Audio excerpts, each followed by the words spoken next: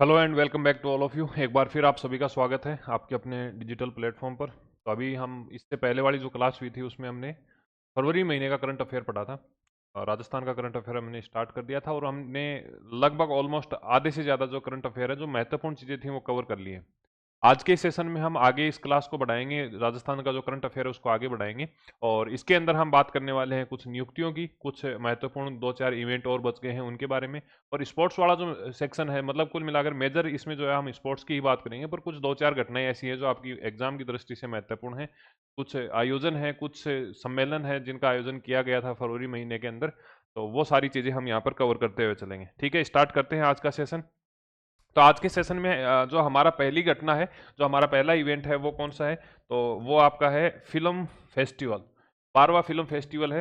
कहाँ पर आयोजित करवाया गया है?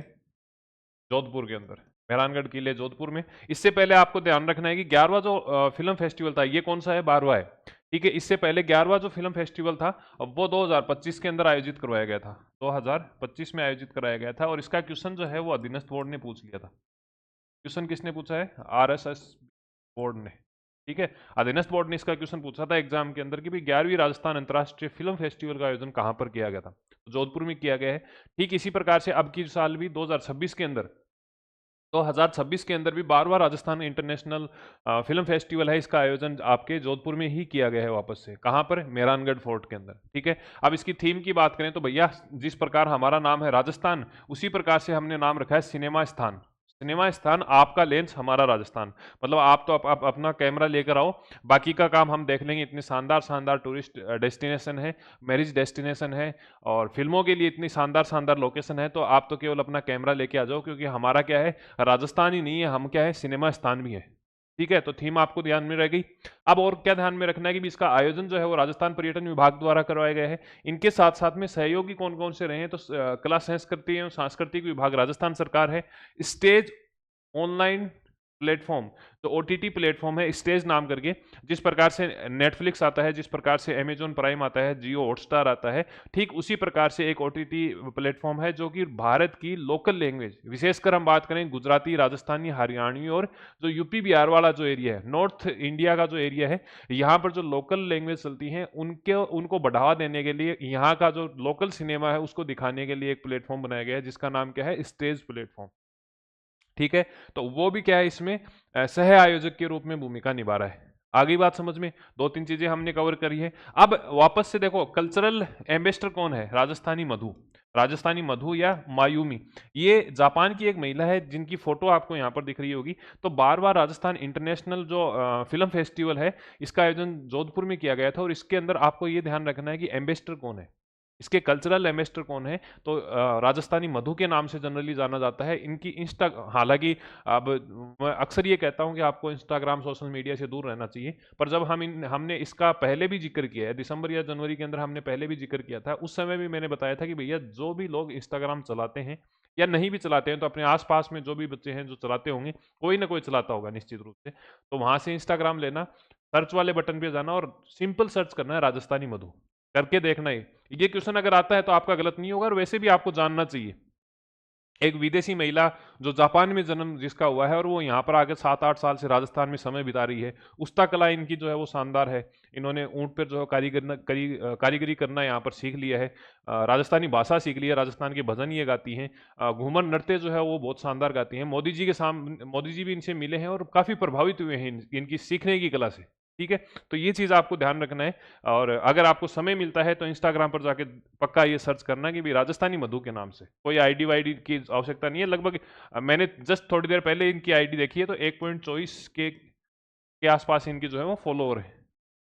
ठीक है, 124।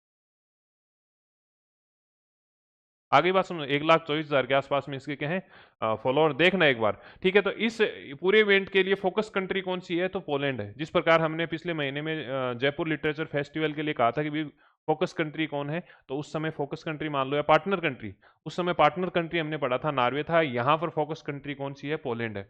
कुल मिलाकर यहाँ पर 5 दिन का एक प्रोग्राम आयोजित करवाया गया था, और इस पूरे प्रोग्राम में 9 देशों की कुल कितनी 78 फिल्में प्रदर्शित की गई हैं। कितनी फिल्में प्रदर्शित की गई हैं? 78 फिल्में प्रदर्शित की गई हैं, जिसमें ओपनिंग सेरेमनी के अंदर जब ये फंक्शन स्टार्ट हो रहा था, उस समय जो सबसे पहली फिल्म दिखाई गई हुई वो थी चोपिन चोपिन, ठीक है। और क्लोजिंग के समय पर let's from the look let's from the wolf street, इससे इस पूरे समारोह का क्या किया गया था? समापन किया गया था, ठीक है। इसके साथ साथ आपको ध्यान रखना है पूर्णिमा यूनिवर्सिटी के बारे में। पूर्णिमा यूनिवर्सिटी वही है जो आपके खेलो इंडिया यूनिवर्सिटी गेम का आयोजन करवा रही थी। यहाँ का एक छात्र है जिसने एक शॉर्ट फिल्म बनाई है, हु आर वी, ठीक है। और हर्षवर्धन शुक्ला के द्वारा ये निर्देशित की गई है, डायरेक्ट की गई है। फिल्म का नाम क्या है? तो हु आर वी। इन्हें special jury award for best student short film का जो अवार्ड है वो प्रदान किया गया है, ठीक है। ये चीज आ गई समझ में। फिर हम देखते हैं, देखो ये है पोस्टर जो है वो टूरिस्ट डिपार्टमेंट द्वारा जारी किया गया है। जब मैं यहाँ पर सोशल मीडिया को विजिट कर रहा था टूरिस्ट डिपार्टमेंट की, तो मेरे को ये पोस्टर दिखा है, ठीक है। इसमें आपको ध्यान रखना है राजस्थान इंटरनेशनल फिल्म फेस्टिवल का जो आयोजन है वो कहाँ पर किया गया है? तो जोधपुर में किया गया है। 31 जनवरी से लेकर 4 फरवरी तक इसका आयोजन किया जाएगा, मिराज सिनेमा मेहरानगढ़ जोधपुर के अंदर, ठीक है। थीम मैंने आपको बताई थी, सिनेमा स्थान, योर लेंस और राजस्थान, ठीक है। और राजस्थानी मधु जो है वो इसकी क्या है? कल्चरल एमिस्टर है, सांस्कृतिक एमिस्टर है। पहला इवेंट पूरा हो गया। दूसरा, अगर आपको ध्यान आ रहा हो, पिछले महीने हमने राजस्थान सेमीकंडक्टर की जो पॉलिसी थी, राजस्थान सेमीकंडक्टर नीति है, उसके बारे में पढ़ा था कि भी कैबिनेट की मीटिंग हुई और उसमें इस नीति को अनुमोदन मिला था, अनुमोदित हुई थी। हाल फिलहाल के अंदर जब ई सुजस में पढ़ रहा था फरवरी महीने का, शायद ये 4 फरवरी का है, ठीक है। तो अगर जिन बच्चों को डाउट है, जिन स्टूडेंट्स को, जिन साथियों को ये डाउट है कि सर हम सूजस वगैरह पढ़ेंगे, देखो ये सारी की सारी कंटेंट आपको उपलब्ध करवा दी गई। हालांकि एक दो अगर लोग कोई लाइन रह भी जाती है तो हम बाद में ऐड कर लेते हैं। तो देखो ये हमने क्या है, राजस्थान सेमीकंडक्टर पॉलिसी के बारे में पूरा डिटेल से वहां पर पढ़ लिया था। पर अब क्या हुआ, 4 फरवरी को एक अलग से अनाउंसमेंट की गई कि भैया जो जोधपुर पाली मारवाड़, जोधपुर पाली और मारवाड़ वाला इलाका, साथ साथ में कंकाणी इंडस्ट्री जो है, कंकाणी इंडस्ट्री का जो एरिया है, इसे हम क्या करेंगे, राजस्थान सेमीकंडक्टर पॉलिसी के तहत क्या करने वाले हैं, राज्य सरकार जो है प्रायोरिटी सेमीकंडक्टर कॉरिडोर घोषित करेगी। मतलब प्रायोरिटी पे, प्राथमिकता के आधार पर यहाँ पर काम होने वाले हैं, ठीक है। आगे बात समझ में। इसके बाद में यहाँ पर क्या कहा गया कि भाई यहाँ पर सेमीकंडक्टर यूनिट्स स्थापित की जाएंगी, तो जिनके लिए आपको राजनिवेश पोर्टल के माध्यम से क्या करना होगा? आवेदन करना होगा, ठीक है। इसके लिए 2 प्रकार की कमेटियों का गठन किया जाएगा, जिसमें से आपको ध्यान रखना है, एक तो स्टेट लेवल की होगी कमेटी और एक जो है वो स्टेट एम्पावर्ड कमेटी होगी, ठीक है। एक तो स्टेट लेवल की कमेटी है और एक एम्पावर्ड कमेटी है स्टेट लेवल के लिए, ठीक है। और क्या कहा गया कि भाई केंद्रीय बजट जो है, जो सेंट्रल बजट अभी हाल फिलहाल के अंदर अनाउंस हुआ था वित्त मंत्री निर्मला जी सीतारमण के द्वारा, तो इसमें आपको ध्यान रखना है सेमीकंडक्टर मिशन 2.0 के लिए 40,000 करोड़ रुपए का प्रावधान किया गया है। आप तो 2 चीजें ध्यान रख लेना। अगर हम बात करते हैं वर्ष 2025 की, कौन सा जो बीता हुआ वर्ष है, वर्ष 2025, इसमें आपको ध्यान रखना है केवल और केवल हम बात कर रहे थे सहकार के बारे में। इसके बारे में बात कर रहे थे, सहकार के बारे में बात कर रहे हैं। परंतु यहां पर जब हम 2026 में आएंगे, तो 26 में हम बात करेंगे एआई की, 26 में हम बात करेंगे एमएल मतलब मशीन लर्निंग की। और इन दोनों ही चीज़ों के लिए हमें किसकी आवश्यकता होगी? इन दोनों ही चीज़ों के लिए हमें आवश्यकता होगी सेमीकंडक्टर की, मतलब कंप्यूटर की। अब कंप्यूटर जो है वो किसके आधार पर काम करेगा? चिप्स के आधार पर। भाई अगर कंप्यूटर में है क्या, सीपीयू है, तो वो भी अपने आप में एक चिप है। मेमोरी, रैम, रोम, जितनी भी चीजें हैं वो चिप के हिसाब से ही तो काम कर रही हैं। तो चिप के लिए हमें चाहिए होगा सेमीकंडक्टर, सिलिकॉन वगैरह से तो बनी होती है ये चिप। तो इसके लिए ध्यान रखना, आर्टिफिशियल इंटेलिजेंस और मशीन लर्निंग तो अपने आप में इंपॉर्टेंट है ही। इसके अलावा ध्यान रखना है सेमीकंडक्टर की जो पॉलिसीज है वो भी आपके लिए महत्वपूर्ण है समान रूप से। अब तो हाल फिलहाल में ये स्थिति बन गई है कि सरकार जो है वो पूरे जोरों शोरों से लगी हुई है कि भैया आर्टिफिशियल इंटेलिजेंस, कृत्रिम बुद्धिमत्ता को हम क्या करेंगे, स्कूली लेवल पर अब सिखाने वाले हैं। इसके लिए जब कल परसों ही हाल फिलहाल के अंदर जो है मेरे नज़दीकी एक सैनिक स्कूल है, वहाँ पर विजिट मैंने किया था। और वहाँ पर मैंने देखा कि जो स्कूलिंग वाले जो बच्चे हैं, जो 6th क्लास 7th क्लास के जो बच्चे हैं, उनकी स्कूल के अंदर आप जो है वो आर्टिफिशियल इंटेलिजेंस के लिए सेपरेट, मतलब एक तो कंप्यूटर लैब है, उसके अलावा आर्टिफिशियल इंटेलिजेंस के लिए एक अलग से लैब जो है वो बनाई जा रही है। जनवरी का जब हम करंट अफेयर पढ़ रहे थे, मैंने आपको उस समय भी बताया था कि एक समय था 1992-93 के अंदर जब कंप्यूटर आया आया आया ही था, मतलब कंप्यूटर की स्टार्टिंग हुई थी उस समय, तो उस समय ये कहा था कि कंप्यूटर जॉब खा जाएगा, हम तो नहीं सीखेंगे कंप्यूटर, प्रदर्शन किया था लोगों ने। ठीक उसी प्रकार का माहौल अब आर्टिफिशियल इंटेलिजेंस, कृत्रिम बुद्धिमत्ता को लेकर है। पर ये आप मानिए, सरकार के जिस हिसाब से प्रयास हैं, करंट अफेयर में आप जिस हिसाब से चीजें देख रहे हो डेली रूटीन के अंदर, आर्टिफिशियल इंटेलिजेंस जो व्यक्ति नहीं सीखेगा, जो व्यक्ति थोड़ा बहुत इससे जो है वो टच में नहीं रहेगा, आप ये मान के चलिए कि आने वाले समय में वो कहीं ना कहीं उस जो मुख्य धारा है उससे पिछड़ता हुआ जाएगा। तो आपको आर्टिफिशियल इंटेलिजेंस सीखनी है, मतलब आपन के राजस्थान वाला टाबरा जैसे कौन करना है, जैसे मान लो राजस्थान का टाबरा की यह दिक्कत रहती है कि भाई मैथ को नहीं आवा और इंग्लिश को नहीं आवा, तो ज्यादातर टाबर क्या करें, मैं छोड़ के चल जाए, है ना। तो यह चीज अपन को करनी है, छोड़ना नहीं है, सीखना है, उसके टच में रहना है। धीरे धीरे जब आप उनके साथ में समय गुजारोगे तो निश्चित रूप से वो चीज़ें जो है आपके लिए कहीं ना कहीं डेली जीवन के अंदर हेल्पफुल रहेगी। और आने वाला समय आर्टिफिशियल इंटेलिजेंस का ही है, मशीन लर्निंग का ही है, कंप्यूटर का ही है, तो आप इससे ये मान के चलिए कि पीछे नहीं रह सकते। ठीक है, आ गई बात समझ में। फिर आपको ध्यान रखना है, अजमेर के अंदर एक जगह पड़ती है कृष्णगंज, सिविल लाइन है, सिविल लाइन के पास में ही कृष्णगंज है, मतलब क्रिश्चियनगंज है। ठीक है, क्रिश्चियनगंज है, अब उसका नाम परिवर्तित करके क्या कर दिया गया है, कृष्णगंज कर दिया गया। और अगर आप अजमेर की बात करो तो अजमेर में तो ये स्थिति हो रही है कि भयंकर तरीके से नाम चेंज किए जा रहे हैं। कभी झील का नाम चेंज हो रहा है, कभी किसी गेस्ट हाउस का नाम चेंज हो रहा है। हमने पहले 3 नाम पढ़ ही लिए थे, और अब जब हम मार्च वाला पढ़ेंगे तो हम देखेंगे माउंट आबू वगैरह इनका भी नाम चेंज हो गया है। तो और कुछ तो हो नहीं हो, अभी हाल फिलहाल में जो सरकार है ना, वो नाम बहुत भयंकर चेंज कर रही है ना। इसका नाम, इस योजना का नाम ये कर दिया, इस जगह का नाम ये कर दिया। तो ये चीज आपको ध्यान रखनी है भैया, नाम तो आपको ध्यान रखने ही पड़ेंगे। तो क्रिश्चियनगंज था, क्रिश्चियनगंज का नाम बदलकर अब क्या कर दिया है, कृष्णगंज कर दिया है।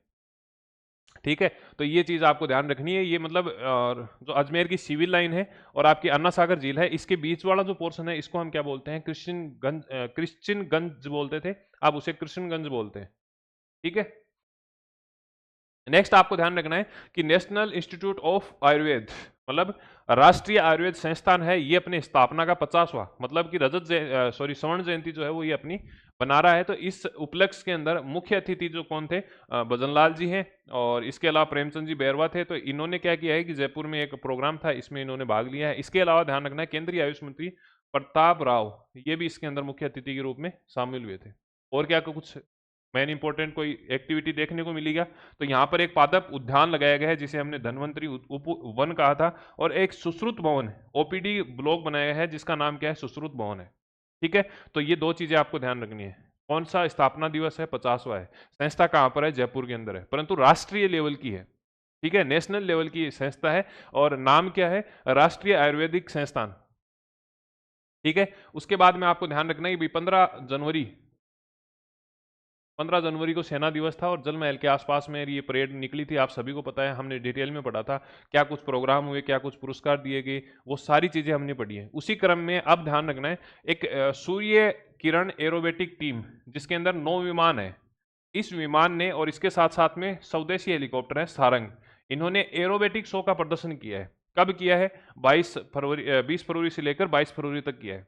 तो थोड़ा सा ये ध्यान रख लेना, कहाँ पर किया गया है, तो जल महल के अंदर किया गया। जल महल के ऊपर से ये निकले हैं, और शहरवासियों ने, जो बाहर के लोग थे, टूरिस्ट थे, जो हवा महल वगैरह देखने आए थे, आमेर वगैरह की तरफ जा रहे थे, उन सभी लोगों ने इसका लुत्फ उठाया है। ठीक है, तो ये ध्यान रख लेना कौन कौन सी टीमें इसके अंदर शामिल है। तो सूर्य किरण है, सूर्य किरण एरोबेटिक टीम है, और सारंग हेलीकॉप्टर है जिसने यहाँ पर एरोबेटिक शो के अंदर भाग लिया है। आ गई बात समझ में। उसके अलावा आपको ध्यान रखना है, इस पूरे शो के अंदर देखो 9 तो विमान है आपकी इसके अंदर, और बाकी के हेलीकॉप्टर थे। इन सभी को मिलाकर ध्यान रखना है कि जयपुर के राजेश काजला, अंकित वशिष्ठ और संजय सिंह, इन पायलटों ने भी इसमें भाग लिया। ये जयपुर के थे, राजस्थान के थे। वैसे तो राजेश काजला जी जो है वो जयपुर में रह रहे हैं, पर मूलभूत रूप से अगर बात करें तो ये सीकर जिले से संबंध रखते हैं। आ गई बात समझ में, चले आगे। फिर आपको ध्यान रखना है कि आपकी जो है यूएनडी, इसके द्वारा, यूनेस्को के द्वारा जो है एक रिपोर्ट जारी की जाती है जिसका नाम है विज्ञान और नवाचार रिपोर्ट। विज्ञान और नवाचार रिपोर्ट जारी की जाती है। इसके लेखन के लिए, इस रिपोर्ट को तैयार करने के लिए राजस्थान के धौलपुर के राजाखेड़ा के डॉक्टर डीपी शर्मा, इनको क्या किया गया है, मुख्य लेखक के रूप में, लीड ऑथर के रूप में नियुक्त किया गया है। वापस से देना, यूनेस्को के द्वारा एक रिपोर्ट जारी की जाती है जिसका नाम है विज्ञान और नवाचार report. Science and innovation report. ठीक है, अब ये रिपोर्ट जो है वो यूनेस्को के द्वारा जारी की जाएगी और इसके लिए लीड ऑथर के रूप में राजस्थान के डीपी शर्मा जी को जो है वो यहाँ पर नियुक्त किया गया है। अब ये डीपी शर्मा जी जो हैं इनको आप सामान्य व्यक्ति मत समझ लेना। क्यों? क्योंकि इनको जो है वो राष्ट्रीय स्तर का स्वच्छ भारत मिशन का राष्ट्रीय ब्रांड एम्बेसडर नियुक्त किया गया है। और और आपको ध्यान रखना है, यूनाइटेड नेशन डेवलपमेंट प्रोग्राम मतलब यूएनडीपी जो है, इसके अंदर ये डिजिटल डिप्लोमेसी विशेषज्ञ के रूप में हाल फिलहाल के अंदर काम कर रहे हैं। इसीलिए इनको यूनेस्को की साइंस एंड इनोवेशन रिपोर्ट के लिए लीड ऑथर के रूप में चुना गया। नाम क्या है? डीपी शर्मा। संबंध कहां से है? धौलपुर राजाखेड़ा से है। ठीक है, फोटो आपको मेरे पीछे यहां पर दिख ही रही है। फिर हम देखते हैं कुछ नियुक्तियां हुई हैं, वन लाइनर चीजें हैं, हम देख लेते हैं इसको, क्योंकि पिछली बार सीआईआई के जो सदस्य थे, 2 सदस्य यहाँ पर राजस्थान से नियुक्त हुए थे, उनका क्वेश्चन पूछ लिया था, शायद के नाम था, ऐसे कुछ था। ठीक है, तो आपको ये ध्यान रखना है कि रणजीव शंकर हैं, इनको आरबीआई के रीजनल निदेशक के रूप में, रीजनल डायरेक्टर या क्षेत्रीय निदेशक के रूप में नियुक्त किया गया है। ठीक है, फिर आईएनए सोलर लिमिटेड के चेयरमैन है मनीष गुप्ता, इनको सीआईआई राजस्थान स्टेट काउंसिल का सदस्य बनाया गया है। जयपुर की जो महालेखाकार है, इसके रूप में रामावतार शर्मा जी को नियुक्त किया गया है। आरबीआई ने एयू स्मॉल बैंक का एमडी और सीईओ किसे बनाया गया है? संजय अग्रवाल को बनाया है। तो एयू स्मॉल बैंक जो है उसका ध्यान रखना, ये जयपुर के ही हैं और इनका ही है। तो इनका जो सीईओ और एमडी के लिए जो पद है वो 3 साल के लिए बढ़ा दिया गया है। नाम क्या है? संजय अग्रवाल है। कौन से बैंक की है? AU small finance bank. ठीक है, अब बात करें लेखाकार महालेखाकार, आपके जयपुर की साइड से कौन से हैं? तो रामावतार शर्मा है और राजीव शंकर को आरबीआई जयपुर का रीजनल डायरेक्टर नियुक्त किया गया है। इसके अलावा आपको ध्यान रखना है के गुप्ता है डूंगरपुर के, इनको राज्य स्तर पर ब्रांड एम्बेसडर बनाया गया है स्वच्छ भारत मिशन का। स्वच्छ भारत मिशन शहरी का क्या बनाया गया है? स्टेट ब्रांड एम्बेसडर बनाया गया है। तीसरी बार इनकी नियुक्ति हुई है। आगे बात समझ में? क्यों बनाया गया है? क्योंकि इन्होंने एक मॉडल दिया था, डूंगरपुर मॉडल, उसकी बदौलत डूंगरपुर जो है वो राजस्थान का पहला ओडीएफ शहर घोषित किया गया था, खुले से मुक्त शहर घोषित किया गया था। फिर आपको देखते हैं यहाँ पर गांव गवाल योजना। गांव गवाल योजना जो है वो शिक्षा एवं पंचायती राज मंत्री मदन दिलावर जी के द्वारा घोषित की गई है। होता क्या है कि भैया, आप सभी को पता है कि भाई इंग्लिश वाली नस्ल आ गई है ना, अब जो है ये ओलिस्टर वगैरह की गाय आ गई हैं और इनके जो बछड़े वगैरह हैं वो काम आते नहीं है। और ऑल ओवर अगर देसी गाय की भी बात करें तो ज्यादातर अब जो मेल काफ है, ये ज्यादातर अब क्या है, पहले खेती में काम आ जाते थे, परिवहन में काम आ जाते थे, गाड़ी वगैरह के अंदर। आजकल इतना कुछ यूटिलाइजेशन इनका है नहीं। जो किसान है वो इनसे परेशान रहता है, जो फसल है उसको ये बर्बाद कर देते हैं। तो ऐसी कंडीशन में ध्यान रखना, कुल जो है वो 14 गांवों के अंदर एक योजना बनाई गई है कोटा के अंदर। 14 गांवों के अंदर जो है एक योजना चलाई गई है जिसका नाम क्या दिया है? गांव ग्वाल योजना। गंवाड़ है, अड़ है, ये लय नहीं है, अड़ है। जो प्योर राजस्थानी आदमी है, जो हिंदी नहीं बोलते हैं ना, उनसे ही ये चीजें प्रॉपर बोली जाएगी। तो गांव गवाड़ योजना है, कितने गांव में? 14 गांवों के अंदर। इसमें ये कहा गया कि भैया गांव की इकट्ठा करके 70 जो गायें हैं, 70 गायों पर एक गांव गवाल नियुक्त किया जाएगा। और इसमें सरकार कुछ रुपया नहीं देने वाली। इसमें भामाशाहों के द्वारा प्रत्येक ग्वाल को 10,000 रुपये प्रतिमाह मानदेय दिया जाएगा। इसका काम क्या रहेगा कि भैया ये क्या करेगा, इनको खुली जमीन, जो चारागाह की जमीन है, चारागाह की जमीन है, वहां पर इनको घुमा लेगा। और फिर क्या है, खेतों वगैरह में पशु जो है वो नहीं जाएंगे। गायों को, जो बैल हैं, उनको भी थोड़ी सी सहूलियत हो जाएगी। तो गांव गवाड़ योजना कोटा, उद्घाटन मदन जी दिलावर के द्वारा 14 गांवों के अंदर इसका इनोग्रेशन किया गया है, लागू किया गया है। और ये कहा गया है भाई सरकार की तरफ से आपको कुछ रुपया नहीं मिलेगा, आप अपने स्तर पर भामाशाह के द्वारा उगाई करनी है। 70 गायों पर एक ग्वाले का जो है वो अपॉइंटमेंट करना है और उस ग्वाले को प्रति माह कितने रुपए देने हैं? 10,000 रुपये देने हैं। ठीक है, आगे बात समझ में? फिर आपको ध्यान रखना, जिस प्रकार से लिटरेचर फेस्टिवल होता है, जयपुर लिटरेचर फेस्टिवल, उसी प्रकार से प्रिंट पैक राजस्थान का प्रथम संस्करण हुआ है। मतलब जो प्रिंटिंग से संबंधित जितनी भी चीजें, नई टेक्नोलॉजी है, उसका यहाँ पर प्रदर्शन किया गया है। जो पुराने व्यक्ति हैं वो अपने जो अचीवमेंट है वो यहाँ पर शो करते हैं। अलग अलग प्रिंटिंग से संबंधित यहाँ पर प्रतियोगिता होती है, प्रिंटिंग मशीन यहाँ पर दिखाई जाती है। तो इस प्रकार से एक सम्मेलन का आयोजन किया गया है जिसका नाम है प्रिंट पैक राजस्थान। इसका पहला संस्करण है, पहली बार ही ये आयोजन किया गया है। आयोजन स्थल की बात करें तो जेईसी जयपुर है और प्रिंट श्री अवार्ड दिया गया है। ये किसको दिया गया है? निर्मल गोयल को दिया गया है। ठीक है, प्रिंटिंग से संबंधित ये काम करते हैं, फैक्ट्री है इनकी, कंपनी है, तो उसको हम क्या अवार्ड दे रहे हैं? प्रिंट श्री अवार्ड दे रहे हैं। ठीक है, फिर आप सभी को पता है कि ब्रिक्स की अध्यक्षता इस वर्ष 2026 के अंदर ब्रिक्स की अध्यक्षता कौन कर रहा है? तो 2026 में 1 जनवरी को हमने पढ़ा था कि भाई ब्रिक्स की अध्यक्षता जो है वो 1 जनवरी से कौन कर रहा है? भारत कर रहा है। थीम क्या है इस वर्ष की? तो building resilience, innovation, cooperation and sustainability. देखो ये जो थीम है ना, ये आप एक काम करना, ये थीम जो है वो आप इंग्लिश में ध्यान रख लेना। क्यों? कि होता क्या है कि भाई हिंदी में आप याद कर लेते हो, कई बार ऐसी स्थिति आ जाती है कि वहाँ पर जो है आपसे इंग्लिश में ही क्वेश्चन पूछ लिया जाता है। ये ऐसा का ऐसा दे देंगे या फिर इसको हिंदी के अंदर लिख के दे देंगे। ऐसे बिल्डिंग रेजिलेंस है ये इस हिसाब से हिंदी में लिख देंगे, तो उस समय क्या थोड़ी सी क्लेश हो जाती है आदमी की। तो ये चीज़ आपको ध्यान रखना है कि जितनी भी थीम है और कुछ टाइटल होते हैं वो सारे के सारे आपको इंग्लिश में ही ध्यान रखना है। ठीक है। अब ये ब्रिक्स वाला हम क्यों देख रहे हैं? क्योंकि भैया जयपुर में 4 से 7 मार्च को, मतलब अगले महीने के अंदर, वित्त मंत्री जितने भी हैं ब्रिक्स के सदस्य हैं, सदस्य देशों के जितने भी वित्त मंत्री हैं उनका, और केंद्रीय बैंक के गवर्नर, जैसे अपना आरबीआई है, आरबीआई के गवर्नर हो गए, इसी प्रकार से ब्राजील का हो गया, इसी प्रकार से चाइना के जो गवर्नर हैं, जो सेंट्रल बैंक के गवर्नर हैं, वो सारे के सारे यहाँ पर मीटिंग करने वाले हैं। कहाँ पर? जयपुर के अंदर। कब करेंगे? 4 से 7 मार्च को करेंगे। क्योंकि ये अनाउंसमेंट हो चुकी है, इसलिए हो सकता है कि क्वेश्चन यहाँ से पूछा जाएगा। ठीक है। और ब्रिक्स वैसे भी अपने आप में महत्वपूर्ण रहता है, और इस बार वैसे महत्वपूर्ण है क्योंकि भारत जो है इसकी अध्यक्षता कर ही रहा है, तो ये चीज़ आपको ध्यान रख लेनी है। ठीक है। मार्च में वापस से हम इसको पढ़ेंगे। फिर आपको ध्यान रखना है, Rajasthan high court bar association के अभी चुनाव हुए हैं और जयपुर में इनका शपथ ग्रहण प्रोग्राम हुआ था। इस शपथ ग्रहण प्रोग्राम में हमारे जो राजस्थान के मुख्यमंत्री जी हैं भजन लाल जी, इन्होंने यहाँ पर भाग लिया था, और कार्यवाहक मुख्य न्यायाधीश संजीव प्रकाश जी ने इनको जो है वो शपथ दिलाई है। बात करें राजस्थान बार एसोसिएशन के अध्यक्ष कौन है, तो भुवनेश शर्मा है। कौन है? भुवनेश शर्मा है। इसके साथ साथ में कुछ डाटा यहाँ पर रिलीज किए गए थे, वो महत्वपूर्ण हो जाते हैं। क्यों? क्योंकि राज्य सरकार ने 42 नए न्यायालय की स्थापना की है और 8 नए डिस्ट्रिक्ट और सेशन कोर्ट जो है यहाँ पर ओपन किए गए, स्थापना किए गए, स्टेब्लिश किए गए। तो ये चीज़ आपको ध्यान रखना है। आप मेरे को ये बताओ, प्रोग्राम का आयोजन कहाँ पर हुआ? जयपुर में। अध्यक्ष कौन है? भुवनेश जी हैं। शपथ किसने दिलाई? तो जो कार्यवाहक आपके चीफ जस्टिस हैं राजस्थान के हाई कोर्ट के, संजीव प्रकाश शर्मा, इन्होंने इनको क्या किया है? शपथ दिलाई है। ठीक है। और भजनलाल जी शर्मा है, इन्होंने भाग लिया है। राज्य सरकार ने 42 नए न्यायालय स्थापित किए हैं, 8 नए डिस्ट्रिक्ट और सेशन कोर्ट यहाँ पर स्थापित किए गए हैं। फिर एक चीज़ मैंने आपको पिछली क्लास में बताई थी कि भैया जितने भी पर्यावरण से संबंधित काम हैं वो सारे के सारे भूपेंद्र जी यादव, मतलब जो केंद्रीय पर्यावरण मंत्री हैं, उनके अंडर में रहते हैं, और वो है अलवर से। तो अब हाल फिलहाल में एनवायरनमेंट से संबंधित जितने भी एक्टिविटीज़ रहेंगी केंद्र सरकार के स्तर की, आप ये मानिए राज्य की भी मान ही लीजिए, तो वो जो है आपको अलवर के आसपास होती हुई मिलेंगी। जैसे आप देखो पिछली बार हमने सिलीसेड वाला पढ़ा ना, कि सिलीसेड को मॉडल वेटलैंड के रूप में डेवलप किया जाएगा, जो कि अपने आप में राजस्थान की पहली ऐसी आर्द्र भूमि या जो है वो वेटलैंड रहने वाली है, रामसर साइट रहने वाली है। ठीक इसी प्रकार से आपको ध्यान रखना है, व्याघ्र रेंज राज्यों का सम्मेलन है। कुल मिलाकर 18 जो नेशनल आपके जो पार्क हैं, मतलब 58 जो टाइगर रिजर्व हैं, और 18 राज्यों के मुख्य वन्यजीव प्रतिपालक हैं, ये कुल मिलाकर यहाँ पर इस सम्मेलन में भाग ले रहे हैं।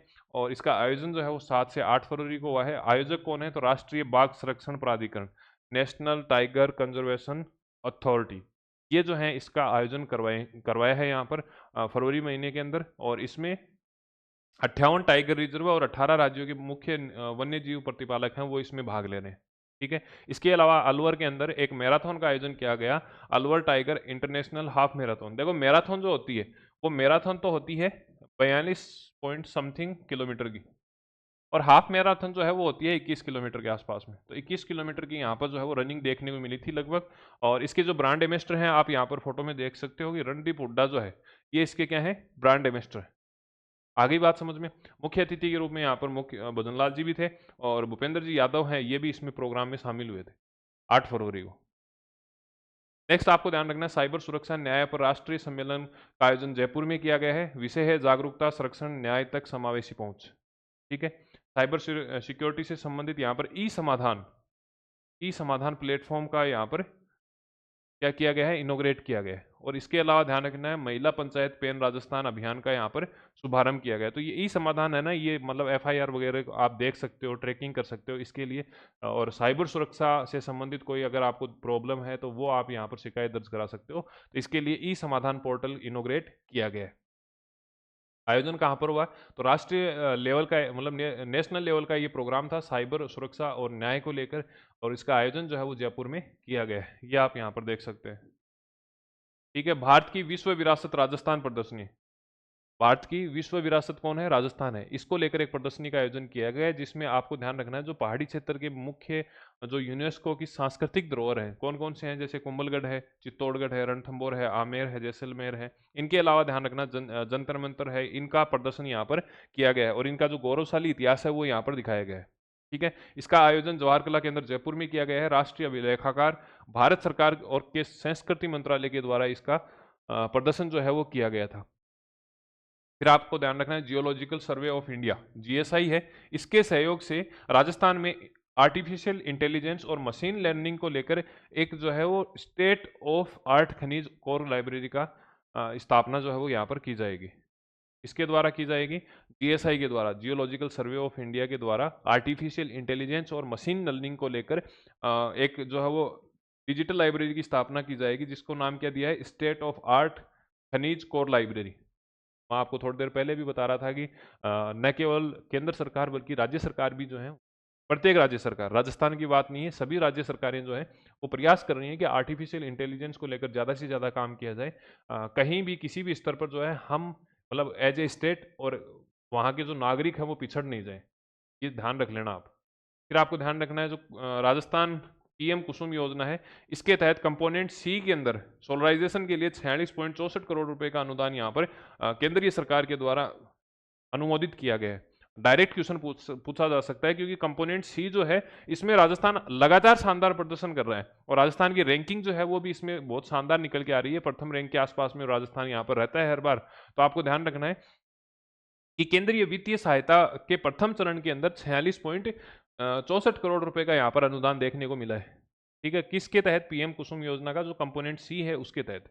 ठीक है, फिर आपको ध्यान रखना है कि भैया मुख्यमंत्री भजनलाल जी शर्मा के द्वारा इन्वेस्टमेंट वाली जो मीटिंग हुई है उसके अंदर 46,000 करोड़ रुपए की लागत से 10 अल्ट्रा मेगा योजनाओं की मंजूरी मिल चुकी है। ये डायरेक्ट डाटा है, आप ध्यान रख लेना इनको। अपन एक बार वापस से भी रिवाइज करेंगे लास्ट के अंदर, पर आप डायरेक्ट ध्यान रख लेना। ठीक है, नेक्स्ट आपको ध्यान रखना है कि भैया अपनी जो बजट का सत्र चल रहा था और उस बजट के सत्र के अंदर खाद्य मंत्री जो हैं कौन है? सुमित गोदारा जी। इन्होंने एक जानकारी दी है विधानसभा के अंदर खड़े होकर। इन्होंने कहा है कि भैया हम जो है वो गेहूं की एमएसपी मतलब मिनिमम सेलिंग प्राइस जो है उसके ऊपर हम जो है वो हम यहाँ पर परचेजिंग कर रहे हैं, राज्य सरकार परचेजिंग कर रही है। और इस वर्ष हमने कुल कितना परचेज किया है? 22 लाख मीट्रिक टन का, 22 लाख मीट्रिक टन यहाँ पर हमने परचेजिंग की है और ये अपने आप में पूरे देश के अंदर प्रथम स्थान पर है। तो इसका मतलब ये हो गया कि गेहूं को एमएसपी रेट खरीदने में प्रथम स्थान कौन से राज्य का है? राजस्थान का है। ठीक है, और राजस्थान में भी बात करें किसी पर्टिकुलर डिस्ट्रिक्ट की तो गंगानगर जो है, गंगानगर और हनुमानगढ़ वाला जो एरिया है उसमें भी होता है। तो हनुमानगढ़ जो है, हनुमानगढ़ के अंदर आपको ध्यान रखना है 8.61 lakh metric ton, 8.61 lakh metric ton, मतलब कुल तो हमने 22 खरीदा था और 22 में से भी 8 लाख के आसपास में जो है वो कौन खरीद रहा है? हनुमानगढ़ खरीद रहा है। तो हनुमानगढ़ जो है वो राजस्थान में प्रथम है और राजस्थान जो है वो पूरे देश के अंदर प्रथम है। ठीक है, फिर आपको ध्यान रखना है सहकार से समृद्धि सहकारिता के क्षेत्र में राजस्थान की राष्ट्रीय उपलब्धियां क्या क्या है। तो इसमें आपको मैंने बताया कि 500 मीट्रिक टन क्षमता के गोदाम निर्माण हुए हैं। इसके अलावा 3 श्रेणियां ऐसी हैं जिसमें हमारा प्रथम, द्वितीय और तृतीय स्थान रहा है। कौन कौन सी हैं? एक तो जो भंडारण क्षमता है, अन्न भंडारण क्षमता जो है ये हमारी पूरे विश्व के अंदर प्रथम स्थान पे। ठीक है, और पैक्स जो है, पैक्स जो कमेटी है उनके निर्माण के अंदर, उनके गठन के अंदर द्वितीय स्थान है। डेयरी सहकारी समितियां मतलब डेयरी कोऑपरेटिव कमेटी जो है इनके अंदर हमारी तीसरी रैंकिंग है। तो प्रथम किसमें है? अन्न भंडारण के अंदर है। द्वितीय किसमें है? पैक्स के अंदर है। तृतीय किसमें है? डेयरी सहकारी समितियों के अंदर हमारा तृतीय स्थान रहा है। ठीक है, इसी प्रकार से राजस्थान का जो शिक्षा विभाग है उसके द्वारा रैंकिंग जारी की जाती है प्रत्येक महीने, मासिक रूप से जो है वो ये रिपोर्ट जारी की जाती है। और जनवरी महीने की बात करें तो जनवरी महीने में झुंझुनू जिला जो है वो प्रथम स्थान पर रहा है। आ गई बात समझ में? फिर ये रैंकिंग है, ये अलग अलग रैंकिंग है जो फरवरी महीने में या फिर जनवरी में तो ये एक ही है बस स्कूलिंग वाली। इसके अलावा जो है आपको ध्यान रखना है कि पीएम सेतु योजना, पीएम सेतु योजना से क्वेश्चन पूछा गया है। यहाँ पर शायद वो ऐड होना रह गए, पर पीएम सेतु से मैं बार बार आपको रिपीट करवा रहा था, 2 बार क्वेश्चन पूछ गए छोटे से टेन्योर पीरियड में। अभी हाल फिलहाल में तो ये जारी हुई थी 4 अक्टूबर 2025 को, तो हमने पढ़ा ही था इसको कि भाई प्रधानमंत्री जी ने इसको जारी किया है।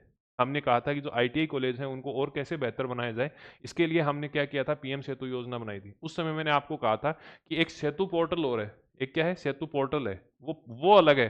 वो क्या है, यूपीएससी के इंटरव्यू वगैरह दे देते हैं, फिर मान लो उनका फाइनल सिलेक्शन नहीं हो रहा, तो जो पीएसयू बैंक हैं, जो पीएसयू कंपनीज हैं, वो क्या करती हैं, वहां से कैंडिडेट को उठाती हैं डायरेक्ट। तो वो उसके लिए था, उसका मतलब एरिया जो उसका जो सेक्टर है वो अलग था। आपको ये ध्यान रखना है, पीएम सेतु जो योजना है, इसके तहत जितना भी क्रियान्वयन किया गया है कौशल विकास को लेकर, स्किल डेवलपमेंट को लेकर, इसमें राजस्थान का कौन सा स्थान है, तो अग्रणी राज्य बना है, मतलब प्रथम स्थान रहा है। ठीक है। पीएम सेतु योजना की बात करें तो इस योजना का इनॉग्रेशन जो है वो मोदी जी के द्वारा नई दिल्ली में 4 अक्टूबर 2025 को किया गया था।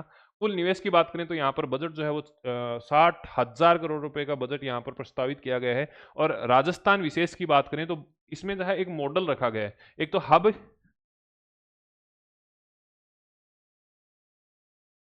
And spoke model. ठीक है। तो इसमें मैंने आपको पहले भी बताया था कि भाई टायर का पहिया ध्यान रखो, मतलब ये जो सेंटर होता है इसको हम क्या बोल देंगे, हब बोल देंगे। ठीक है। और इससे जो ये पूरा टायर जुड़ा हुआ रहता है इसको हम क्या बोल देते हैं, स्पोक बोल देते हैं।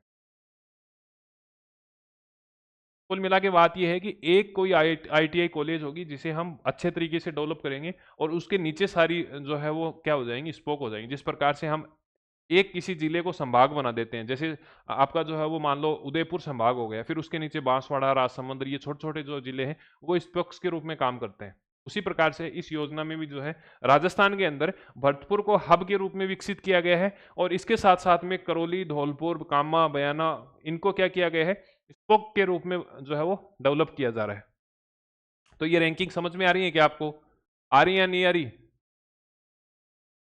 और प्रधानमंत्री मातृ वंदना योजना में राष्ट्रीय स्तर पर जारी होने वाली मासिक रिपोर्ट के अंदर भी आपको ध्यान रखना है कि जनवरी 2026 में राजस्थान की जो रैंकिंग है वो कौन सी है, प्रथम रही है। प्रधानमंत्री मातृ वंदना की बात करें तो इसमें 5,000 प्लस 6,000, कुल मिलाकर इस पूरी योजना में आपको 11,000 रुपए मिलते हैं। मतलब 5,000 जो रुपए हैं ये आपको प्रथम बच्चे के जन्म पर मिलते हैं, जिसमें एक तो जो है पहली किस्त जो है वो 3,000 रुपए की मिलती है, और दूसरी जो है वो 2,000 की मिलती है। फिर जब दूसरा बच्चा होता है और वो भी लड़की होती है तब जाकर आपको कितने रुपए मिलते हैं, 6,000 रुपए मिलते हैं। ठीक है। 2017 में ये स्टार्ट की गई थी, 2023 में इसका जो है वो पोर्टल बना था। फिर हम बात करें 1 अप्रैल 2023 से निर्धारित शर्तों के अनुसार 2 किस्तों में कुल राशि 5,000 रुपए, जिसमें 3,000 रुपए और 2,000 रुपए के हिसाब से मिलते हैं। और दूसरे बच्चे के जन्म पर कितने मिलते हैं, 6,000 रुपए मिलते हैं। तो मैंने अभी आपको कितना बताया था कि भैया 5,000, अब 5,000 भी जो है वो 3,000 प्लस 2,000 के रूप में मिलते हैं, और दूसरा जो है वो दूसरे बच्चे पर आपको 6,000 रुपए मिलते हैं। ठीक है। अब जब आप पढ़ोगे ना, 2 साल सरकार को हुए थे, 2 साल होने पर सरकार ने जो डाटा जारी किया था, और उसके साथ साथ में फरवरी महीने की जो सूचस आई है, मासिक सूचस आई है, उन दोनों में ये टेबल दे रखी है। हालांकि इसके बारे में हमने पहले भी चर्चा करी है, अब वापस से कर लेते हैं। विभिन्न राष्ट्रीय स्तर के प्रोग्राम, योजनाएं, स्कीम्स चलाई जा रही हैं केंद्र सरकार के द्वारा, और उनमें राजस्थान की जो परफॉर्मेंस है वो शानदार रहती है, ऑलमोस्ट शानदार ही रहती है।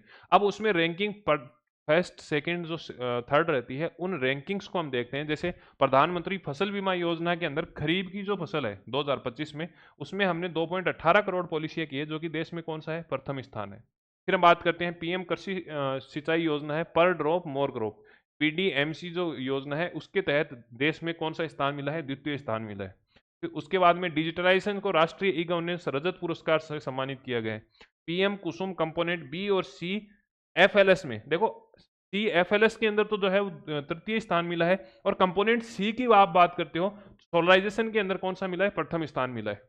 आ गई बात समझ में। फिर उसमें बात करते हैं फार्मर रजिस्ट्री योजना, इसके अंदर प्रथम स्थान मिला है।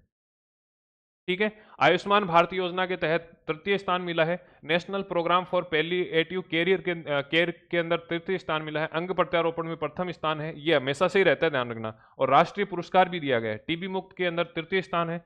योग दिवस के अंदर प्रथम स्थान है। फिर प्रधानमंत्री मातृ वंदना योजना के अंदर प्रथम स्थान है। पोषण माह के अंदर द्वितीय स्थान है। तंबाकू फ्री यूथ कैंपेन के अंदर तृतीय स्थान है। पीएम विश्वकर्मा योजना के अंदर, ये तो हमने पिछले महीने में पढ़ा है, द्वितीय स्थान है ना, विश्वकर्मा वाला पढ़ा था। One district one product programme के अंदर जो है वो ब्रॉन्ज मेडल मिला है। ब्रॉन्ज का मतलब है थर्ड स्थान पे है। ठीक है। जल संचय अभियान के तहत तृतीय स्थान पर है। स्वच्छ भारत मिशन ग्रामीण के अंदर, ग्रामीण में कितना है, प्रथम स्थान है। फिट इंडिया फ्रीडम के अंदर प्रथम स्थान है। विकसित भारत के अंदर प्रथम स्थान है। खनिज ब्लॉक की नीलामी के लिए प्रथम पुरस्कार मिला है। जनजाति कल्याण के लिए कौन सा मिला है, बेस्ट परफॉर्मिंग स्टेट के रूप में डिक्लेयर किया गया है। यहाँ से क्वेश्चन पूछा गया है, दो चार क्वेश्चन पूछ लिए गए हैं। आभा आईडी वाला पूछा है, अंतर्राष्ट्रीय योग दिवस वाला पूछ लिया, टीबी मुक्त वाला पूछ लिया, पर अंगदान वाला तो दो तीन बार पूछ लिया है, क्योंकि हर साल ही जो है वो अंगदान प्रत्यारोपण वगैरह ये सारा प्रोसेस जो है वो राजस्थान में सबसे ज्यादा होता है। ठीक है, तो ये रैंक ध्यान रख लेना। ये टेलीग्राम में भी डलवा देंगे अपन, रैंक वाला पोर्शन जो है ना, ये स्क्रीनशॉट है ये। और आप अगर खुद से देखो तो सुजस में दे रखा है, और जो 2 साल वाली प्रोग्राम हुए थे ना उसमें भी ये चीजें दे रखी थी, है ना। तो ये चीजें आप ध्यान रख लेना। फिर अपना एक बोर्ड है RSPCB, Rajasthan state pollution control board. मुख्यालय कहाँ पर है, हेडक्वार्टर कहाँ पर है, जयपुर के अंदर।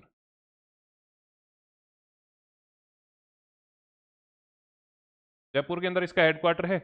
इसने पोल्यूशन को कम करने के लिए, पर्यावरण प्रदूषण को कम करने के लिए दो संस्थाओं के साथ में, एक तो IIT आपकी जोधपुर हो गई और एक MNIT जयपुर, इन दो संस्थाओं के साथ में MOU किया है। लगभग 400 करोड़ रुपए की राशि जो है वो पर्यावरण को प्रदूषित होने से रोकने के लिए, मतलब प्रदूषित भी हम ही कर रहे हैं, रोक भी हम ही रहे हैं, और इसके लिए बजट भी कितना लगा दिया, 400 करोड़ का, जिसमें से आपको ध्यान रखना है 150 करोड़ रुपए की लागत से जो है वो जोधपुर के अंदर centre of excellence for climate change, centre of excellence for climate change IIT Jodhpur के अंदर बनेगा, जिसकी लागत कितनी रहेगी, मैंने अभी आपको बताया 150 करोड़ की। और MNIT के अंदर clean and green technology development centre बनेगा। Clean and green technology centre का जो इनोग्रेशन है वो कहाँ पर किया जाएगा, स्थापना जो है वो कहाँ की जाएगी, 250 करोड़ रुपए की लागत से MNIT जयपुर में। और विज्ञान मेले का आयोजन भी कहाँ हुआ था, राज्य स्तरीय विज्ञान मेले का आयोजन कहाँ पर हुआ था, MNIT जयपुर में ही हुआ था। आ रही है बात याद, तो इस प्रकार से आपको ध्यान रखना है। ठीक है, फिर अभी हाल फिलहाल में आपको बताया कि भैया जो सरपंच हैं उनका कार्यकाल पूरा हो ही गया, और जो नगर पालिका अध्यक्ष हैं, नगर परिषद अध्यक्ष हैं, मतलब नगरीय निकायों की जो संस्थाएं हैं, बॉडीज हैं, लोकल बॉडीज हैं, उनकी जो अध्यक्ष हैं, चेयरमैन हैं, प्रेसिडेंट हैं, वो सारे के सारे हैं अपना कार्यकाल पूरा कर चुके हैं। अब चुनाव जो है वो हाईकोर्ट ने कहा था कि भाई अप्रैल में करवा देना, पर हाल फिलहाल में मेरे को यूँ लग रहा है कि भाई सरकार की कोई मंशा है नहीं। ठीक है, पर अब भविष्य में जो है वो चुनाव होने वाले हैं भाई, 1-2 महीने हो सकते हैं निकल जाए, उसके बाद में तो करवाने ही करवाने हैं। इसलिए 3 फरवरी 2026 को मध्य प्रदेश का जो चुनाव आयोग है ना, जो राज्य चुनाव आयोग है, और राजस्थान का जो राज्य चुनाव आयोग है, इन दोनों के बीच में जो है वो क्या हुआ है, समझौता हुआ है। समझौता किसको लेकर हुआ है कि भैया आप हमें क्या करोगे, EVM मशीन उपलब्ध करवा देना। पर मध्य प्रदेश जो है वो राजस्थान को 30,000 कंट्रोल यूनिट और 60,000 बैलेट यूनिट ये उपलब्ध कराएगा। तो ये तो है कंट्रोल यूनिट, और ये है बैलेट, और ये है बैलेट यूनिट, और ये जो कनेक्ट होगी वो किस में होगी, कंट्रोल यूनिट में होगी, और ये आपकी EVM मशीन है ही। तो 3 मशीन लगी होती हैं। तो ठीक है, तो इस प्रकार से आपको ध्यान रखना है कि भैया अगर आपसे ये पूछे कि स्थानीय निकायों के पारदर्शी संचालन हेतु किस राज्य के साथ में हमने MOU किया है, तो मध्य प्रदेश के साथ में।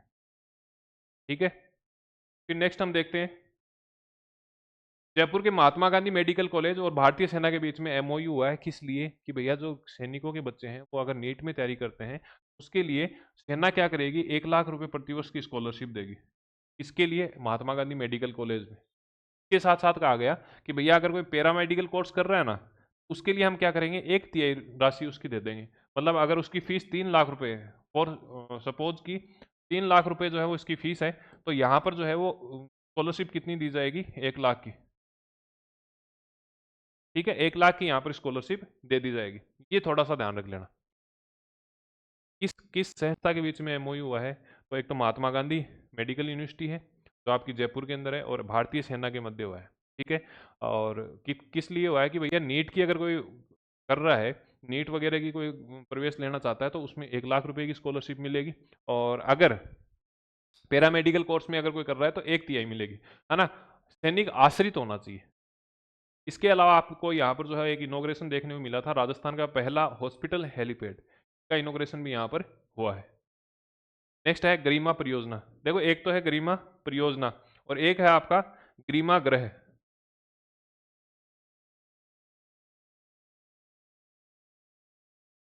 गरिमा ग्रह जो है वो है ट्रांसजेंडर के लिए।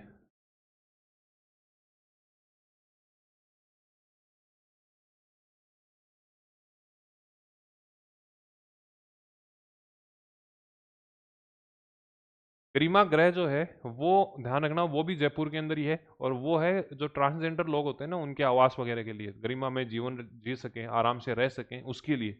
और ये है गरिमा परियोजना, ये भी जयपुर के अंदर ही है। इसका आयोजक ध्यान रखना उत्तर क्षेत्रीय ग्रैंड लॉज ऑफ इंडिया और महावीर विकलांग सहायता समिति है। ये दोनों जो है वो ये इसमें साथ में काम कर रहे हैं। इसमें होगा क्या कि जो दिव्यांग जन है, अगर वो कृत्रिम कोई भी अपना अंग लगवाना चाहते हैं, उसके लिए आर्थिक सहायता गरिमा परियोजना जयपुर के द्वारा उपलब्ध कराई जाएगी। बस इतना ही ध्यान रख लेना, इन दोनों में कंफ्यूज मत हो जाना। गरिमा परियोजना अलग है, गरिमा गृह अलग है, ठीक है। हर माह एक उपवास, मतलब प्रत्येक महीने एक उपवास करो। इसके लिए एक प्रोग्राम का आयोजन किया गया।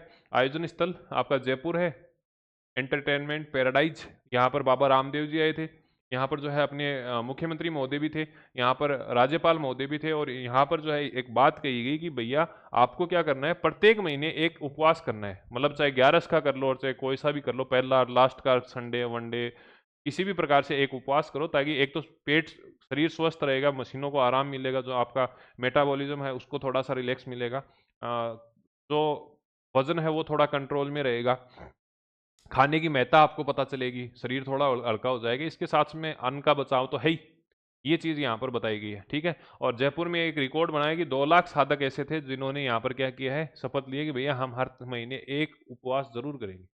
इसके अलावा आपको ध्यान रखना है, राज्य सरकार द्वारा प्रदेश के प्रत्येक सरकारी और निजी मेडिकल कॉलेज के अंदर वेल बींग सेंटर की स्थापना करेंगे मेडिकल के अंदर, चाहे वो प्राइवेट हो चाहे सरकारी हो। क्यों कि बच्चों को एक तो रैगिंग से बचाना है, ठीक है। और मानसिक स्थिति आजकल ऐसी स्थिति हो गई है कि भैया इतने बच्चे डिप्रेशन में हैं, और छोटी छोटी बातों को लेकर, मतलब मैं तो ये मानूं कूट लेना चाहिए टाबरन थोड़ा थोड़ा बचपन ही, ताकि मजबूत हो जाए। हालांकि ये थोड़ा सा कि भाई विवादास्पद भी हो सकती है ये चीज़ें, पर आप ये मान के चलिए कि बच्चों को जो है वो थोड़ा बचपन से ही मजबूत रखना होगा इमोशनल तरीके से, ताकि वो भविष्य में बड़े होकर डिप्रेशन में नहीं जाए, किसी छोटी मोटी बात को लेकर घबराए नहीं। और इसके लिए जो राज्य सरकार ने अपनी तरफ से प्रयास करके प्रत्येक निजी और प्रत्येक सार्वजनिक क्षेत्र की जो मेडिकल कॉलेज है, मेडिकल संस्थान है, उनके अंदर वेलबिंग सेंटर की स्थापना को अनिवार्यता दे दी है कि मतलब आपको स्थापना करनी ही करनी है, ठीक है। उद्देश्य क्या है, उद्देश्य मानसिक स्वास्थ्य को बढ़ावा देना और बच्चों के कल्याण को बढ़ावा देना है, ठीक है। इसी प्रकार आप जयपुर के अंदर आयो बसंत महोत्सव का आयोजन किया गया है। भविष्य की उड़ान, देखो सवाईमाधोपुर के अंदर जिला प्रशासन के अंदर जिला कलेक्टर थे कौन, सुरेश ओला। कौन थे, सुरेश जी ओला थे। इन्होंने एक उड़ान भविष्य की उड़ान नाम करके एक प्रोग्राम चलाया था। जिस प्रकार से हमारे जयपुर सॉरी झुंझुनू के अंदर जो है वो कलेक्टर क्लास के नाम से एक जो है वो संस्था काम करती है, एक प्रोग्राम काम करता है। इसमें क्या होता है, कलेक्टर के द्वारा फंडिंग की जाती है, कलेक्टर के द्वारा व्यवस्था की जाती है, और बच्चे जो हैं वो सिविल सर्विसेज की वहाँ पर तैयारी करते हैं, कंपटीशन एग्जाम की वहाँ पर तैयारी करते हैं। ठीक इसी प्रकार ओला जी जो है, सुरेश जी ओला है, इन्होंने सवाईमाधोपुर कलेक्टर रहते हुए एक योजना चलाई थी कि भैया एक तो जो पराली जलाते हो ना आप, उसको बंद कर दो, उसको बेच दो आप, है ना। ईंधन के रूप में ईंट भट्ठों पे कहीं तो काम आती होगी वो, वहां पर ये काम आ जाएगी। और जो रुपए वहां से आते हैं वो रुपए आप शिक्षा के अंदर लगाओ। इसी प्रकार दहेज की जो प्रथा है उसको आप कम कर दो, वहां से जो रुपए हैं वो बचते हैं, वो अगर आप शिक्षा में लगा सको तो वहां पर लगा लो।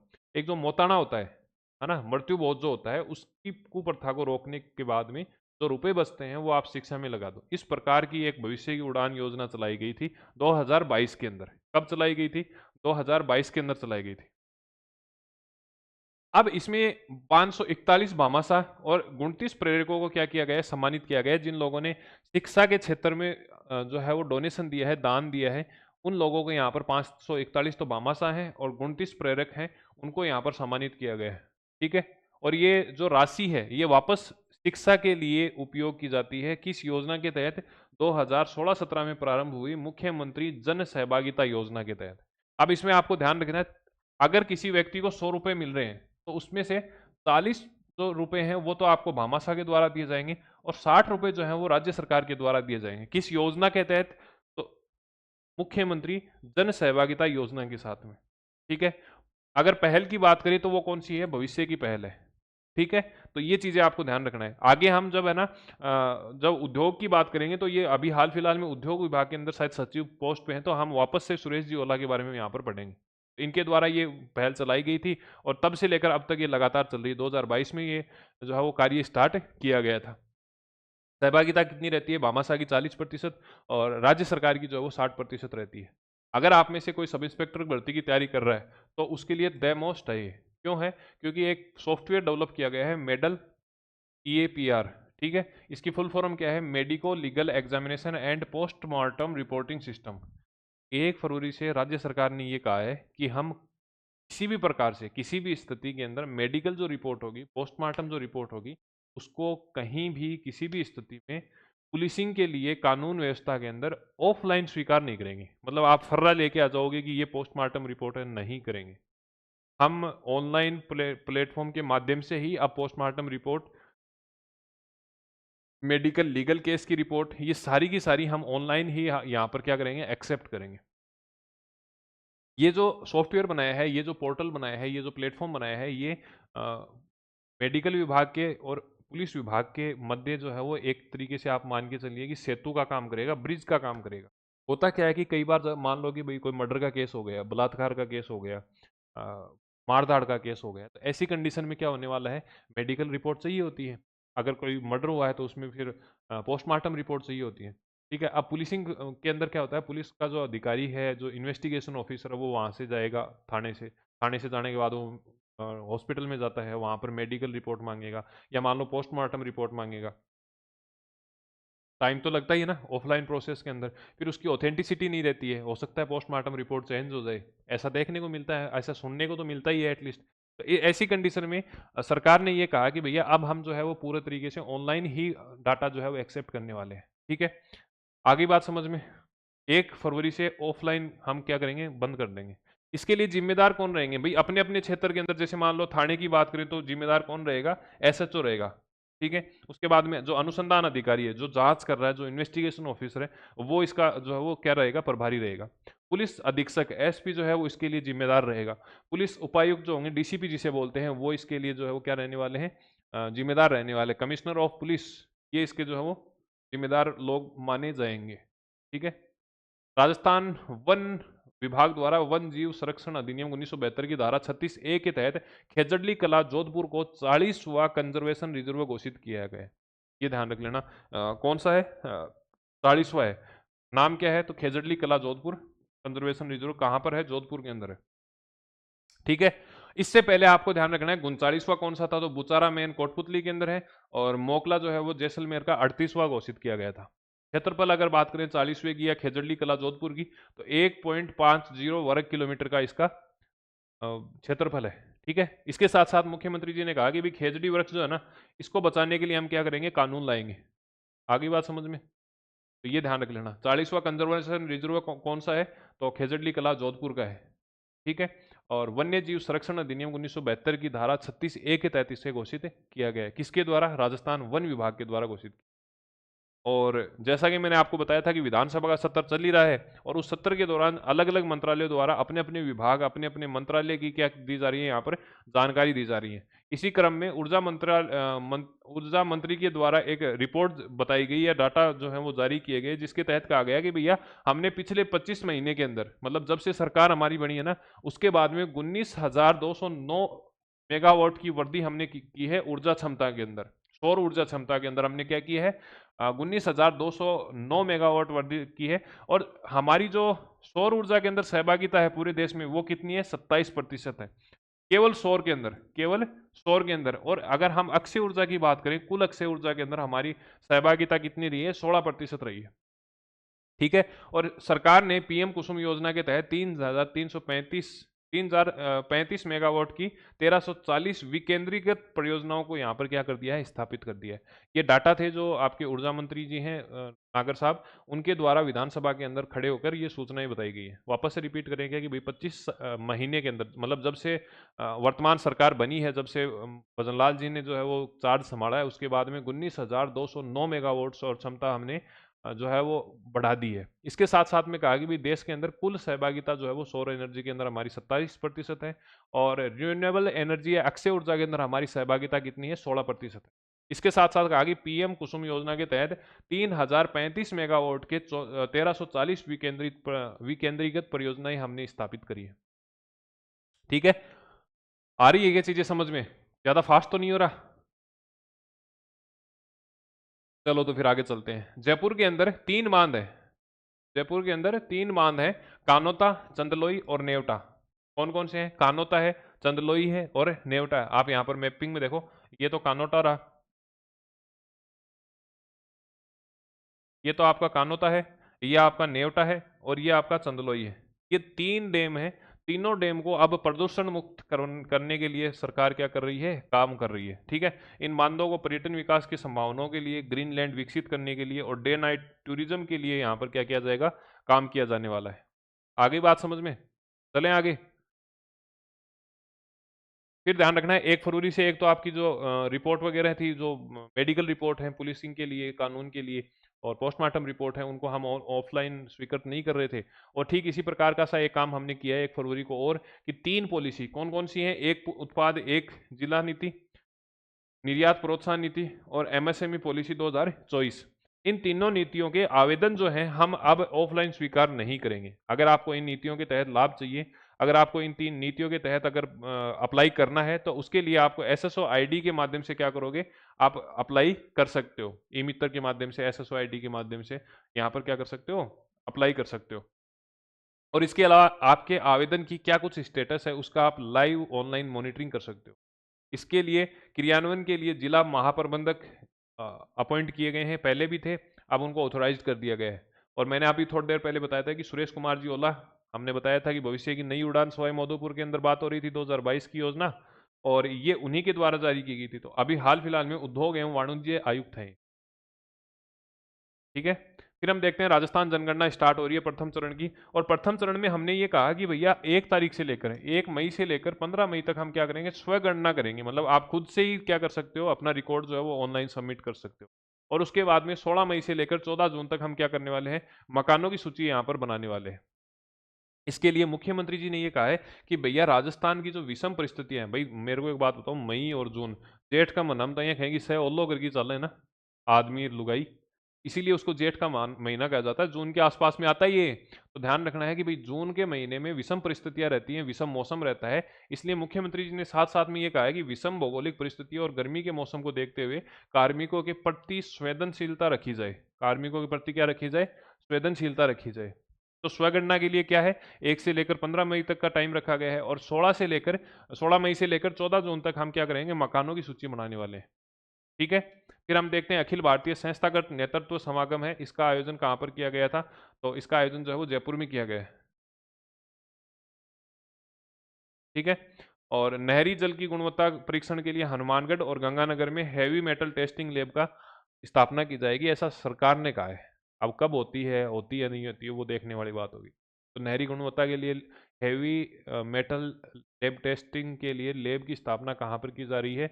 हनुमानगढ़ और गंगानगर के अंदर। हनुमानगढ़ के बारे में हमने ये पढ़ा था कि भाई हनुमानगढ़ जो है वो पूरे राजस्थान के अंदर एमएसपी पर गेहूं खरीदने के लिए लगभग 8 लाख मीट्रिक टन के साथ में प्रथम स्थान पर है या नहीं है? ये चीज़ें आपको कोरिलेट करनी है, साथ साथ में पढ़ते जाना है, साथ साथ में रिलेट करना है, रिवाइज करना है। अब मेरे देखो, हनुमानगढ़ का नाम आया तो मेरे तुरंत ध्यान में आ गया कि भैया हमने हनुमानगढ़ का आज की क्लास में इसलिए पढ़ा था। इस प्रकार से आपको रिपीट अपने आप रिवीजन होता जाएगा। ठीक है। फिर आपको ध्यान रखना, कोटा शहर के अंदर प्रदेश का सबसे बड़ा और पहला सेंसर बेस्ड दिव्यांग पार्क बनने वाला है।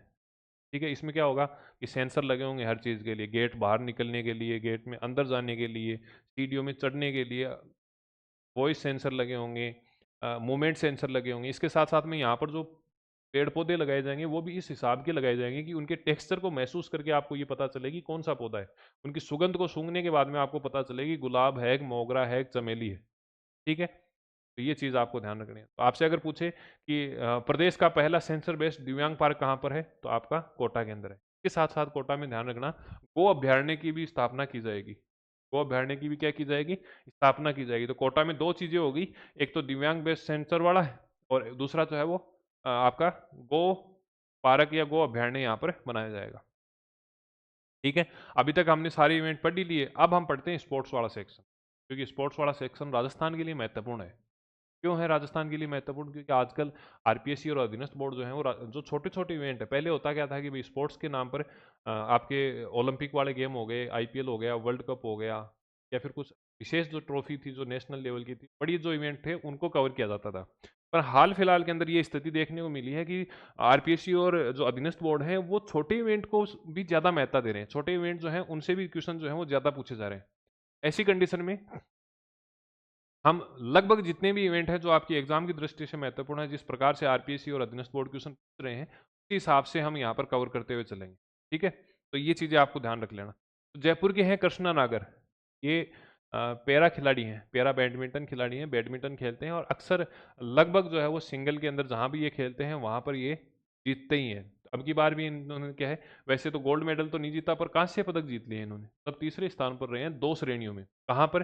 बहरीन के मनामा के अंदर BWF मतलब बैडमिंटन वर्ल्ड फेडरेशन के द्वारा पैरा बैडमिंटन विश्व चैंपियनशिप का आयोजन किया जा रहा था और मनामा के अंदर ये आयोजन किया गया था और उसमें इन्होंने 2 श्रेणियां, एक तो सिंगल पुरुष के अंदर मतलब पुरुष के अंदर सिंगल श्रेणी में इन्होंने जो है वो कांस्य पदक जीता है और मिक्स्ड डबल श्रेणी के अंदर यहाँ पर नित्याश्री सुमंथी के साथ में इन्होंने जोड़ी बनाई है। मिक्स का मतलब है एक लड़का और एक लड़की दोनों मिलकर साथ में खेलते हैं, उसको मिक्स बोल देते हैं। ठीक है, तो 2 श्रेणियां कौन सी, एक तो मिक्स श्रेणी है और एक पुरुष की एकल श्रेणी है। ठीक है, फिर हम बात करते हैं रेफल्स सिरमौर कप। ये पोलो के 4 कप हैं और अभी हाल फिलहाल में पोलो का जो है वो इवेंट लगातार ही चल रहे हैं, हम 3 महीने से कवर करते हुए चल रहे हैं। ठीक है, तो पोलो का अभी सीजन चल रहा है और जयपुर के अंदर ये पोलो क्लब है, उसके अंदर ये सभी आयोजन होते हैं। आपको केवल ये ध्यान रखना विजेता उप विजेता कौन है। जैसे रेफल्स कप है तो रेफल्स के अंदर आपको ध्यान रखना है कि भैया विजेता कौन है, जयपुर अरावली है। उप विजेता कौन है, केरेसिल सुहाना है। केरेसिल सुहाना टीम का नाम है। तो विजेता कौन है, जयपुर अरावली है। उप विजेता कौन है, केरेसिल सुहाना है। फिर हम बात करते हैं यूएसपीए पीडीकेएफ लेडीज पोलो कप। इसमें यूएसपीए ग्रीन जीत गई है, ग्रीन फ्लैग हो गया मतलब जीत गई है। उप विजेता कौन है, यूएसपीए पिंक। तो पिंक तो हार गई और ग्रीन जीत गई है, इसमें लेडी पोलो कप के अंदर। ठीक है, अब ये जो पुरस्कार दिए गए हैं विजेता और उप विजेताओं को, ये हमारी दिया कुमारी जी जो हैं पर्यटन मंत्री हैं, परिवहन मंत्री हैं, आपके जो हैं परिवहन तो नहीं है पर्यटन मंत्री हैं और इसके साथ साथ में उप मुख्यमंत्री हैं। एमवीसी कप है पोलो का है, ये केरेसिल सुहाना जीता है और केरेसिल सुहाना जो देखो यहाँ पर उप विजेता रहा था रेफल्स के अंदर, रेफल्स में उप विजेता रहा है और एमवीसी कप में विजेता रहा है। ठीक है, और मैनुअल प्राडो जो है ये यहाँ पर क्या रहे हैं, मोस्ट वैल्यूएबल प्लेयर रहे हैं। इसके साथ साथ में लीला महाराजा स्वाई मानसिंह पोलो कप है, इसके विजेता कौन रहे हैं, ऑप्टिमस अचीवर्स। ये पिछली महीने में हमने पढ़ा था ऑप्टिमस वाला। इसके साथ साथ में उप विजेता कौन रहे हैं, तो बी पोलो रहे। ठीक है, तो ये 4 इवेंट थे पोलो के, ये आपको ध्यान रख लेना है। बस हो गई ये क्लास ऑलमोस्ट आपकी, 2-4 स्लाइड और बची हैं, के बाद में एक छोटा सा रिवीजन हम करते हुए चलेंगे। तो जयपुर निवासी अनुराग सती लोनावाला, ये महाराष्ट्र के अंदर आयोजित हुई थी टाटा अल्ट्रा मैराथन। इसके अंदर 50 किलोमीटर है, इसको 6 घंटे 36 मिनट के अंदर पूरा किया है। फरीदाबाद के अंदर स्पेशल ओलंपिक भारत की हॉकी प्रतियोगिता में जयपुर के प्रणव शर्मा ने जूनियर कैटेगरी में स्वर्ण पदक जीता है। चंडीगढ़ में all India civil services kabaddi championship का आयोजन हुआ है। ठीक है, इसके अंदर राजस्थान महिला टीम ने पंजाब को 32-34 से हटाकर क्या किया है, गोल्ड मेडल जीता है। ये अपने आप में महत्वपूर्ण है भैया, इसको देख लेना, सबसे महत्वपूर्ण है। चंडीगढ़ में क्या आयोजित हुआ है, India civil services kabaddi championship का आयोजन हुआ है। इसमें फाइनल के अंदर 2 टीम थी, एक तो राजस्थान की और एक पंजाब की। तो राजस्थान वाली जो टीम है इसने पंजाब की टीम को 32-34 से हरा दिया है, 32-34 से हरा दिया है। और इस पूरे इवेंट में बेस्ट प्लेयर ट्रॉफी का जो पुरस्कार मिला है वो सोनू यादव को मिला है, जो कि राजस्थान से संबंधित है। ठीक है, फिर आपको ध्यान रखना है मोदी नगर में, मोदी नगर कहाँ है, यूपी के अंदर। यहाँ पर youth junior and senior weight lifting का आयोजन किया गया था। इसमें राजस्थान के तनिष्क ने कुल 273 किलो, कितना, 273 किलो वजन उठाया है। इस हिसाब से भैया 127 किलो है ना, 127 किलो तो इन्होंने स्नेच के माध्यम से उठाया है, स्नेच मतलब ऐसे खींचा है उठा के। और 146 किलो जो है क्लीन एंड जर्क, मतलब देखो 2 प्रतियोगिता होती हैं, ये 273 किलो जो वजन है इसमें 127 किलो तो है स्नेच किया है। स्नेच का मतलब है कि ऐसे नीचे से उठाया और ऐसे कर दिया और फिर छोड़ दिया, ये तो हो गया स्नेच का। फिर है clean and jerk, clean and jerk का मतलब ये हो गया कि इसको जो है यहाँ से उठाया यहाँ तक, ये स्नेच है, फिर इसको क्लीन करके और फिर यूं करके और यूं कर दिया, तो इसको क्या बोलते हैं, क्लीन एंड जर्क बोलते हैं। ठीक है, तो ये दो चीजें होती हैं, दोनों के वेट आपस में एड ऑन होते हैं और फिर उसके बाद में रिकॉर्ड किया जाता है। तो 273 किलो किया था। कहाँ से है तो आपके ध्यान रखना, राजस्थान के तनिष्क शर्मा है, 94 किलो इनका खुद का वजन है और इन्होंने वजन जो है कितना उठाया, 273 किलो उठाया। उसमें से 127 किलो स्नेच का था और 146 किलो जो है वो क्लीन एंड जर्क का है। मैं आपको 3 बार रिपीट कर चुका हूं। क्यों कर चुका हूं? क्योंकि ईओ का जो पेपर हुआ था, ईओ का 2025 में,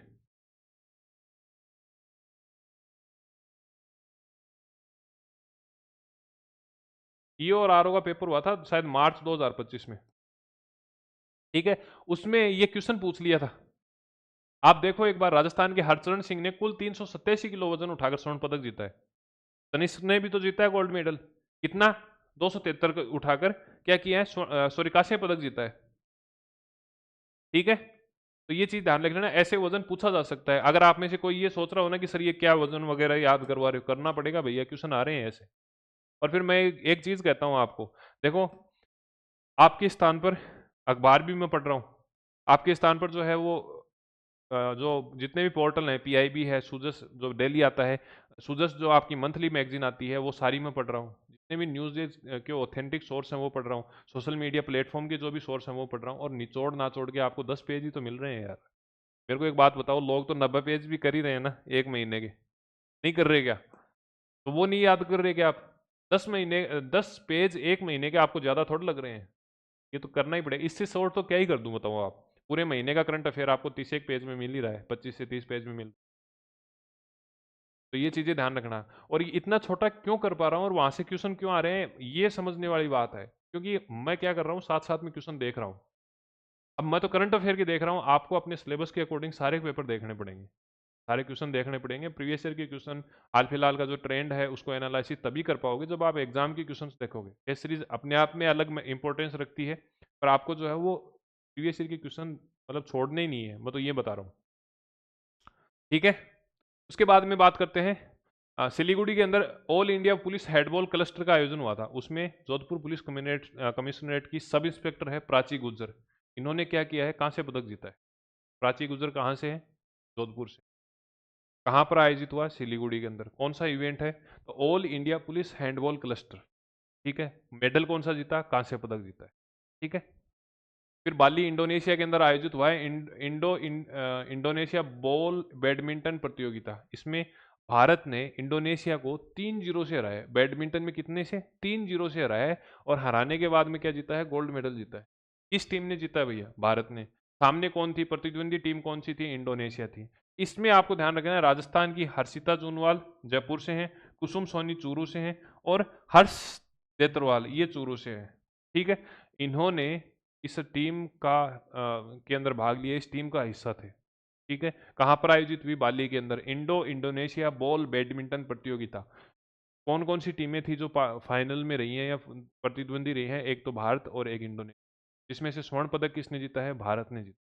कितने से हराकर जीता है? तो 3-0 से हराकर जीता है।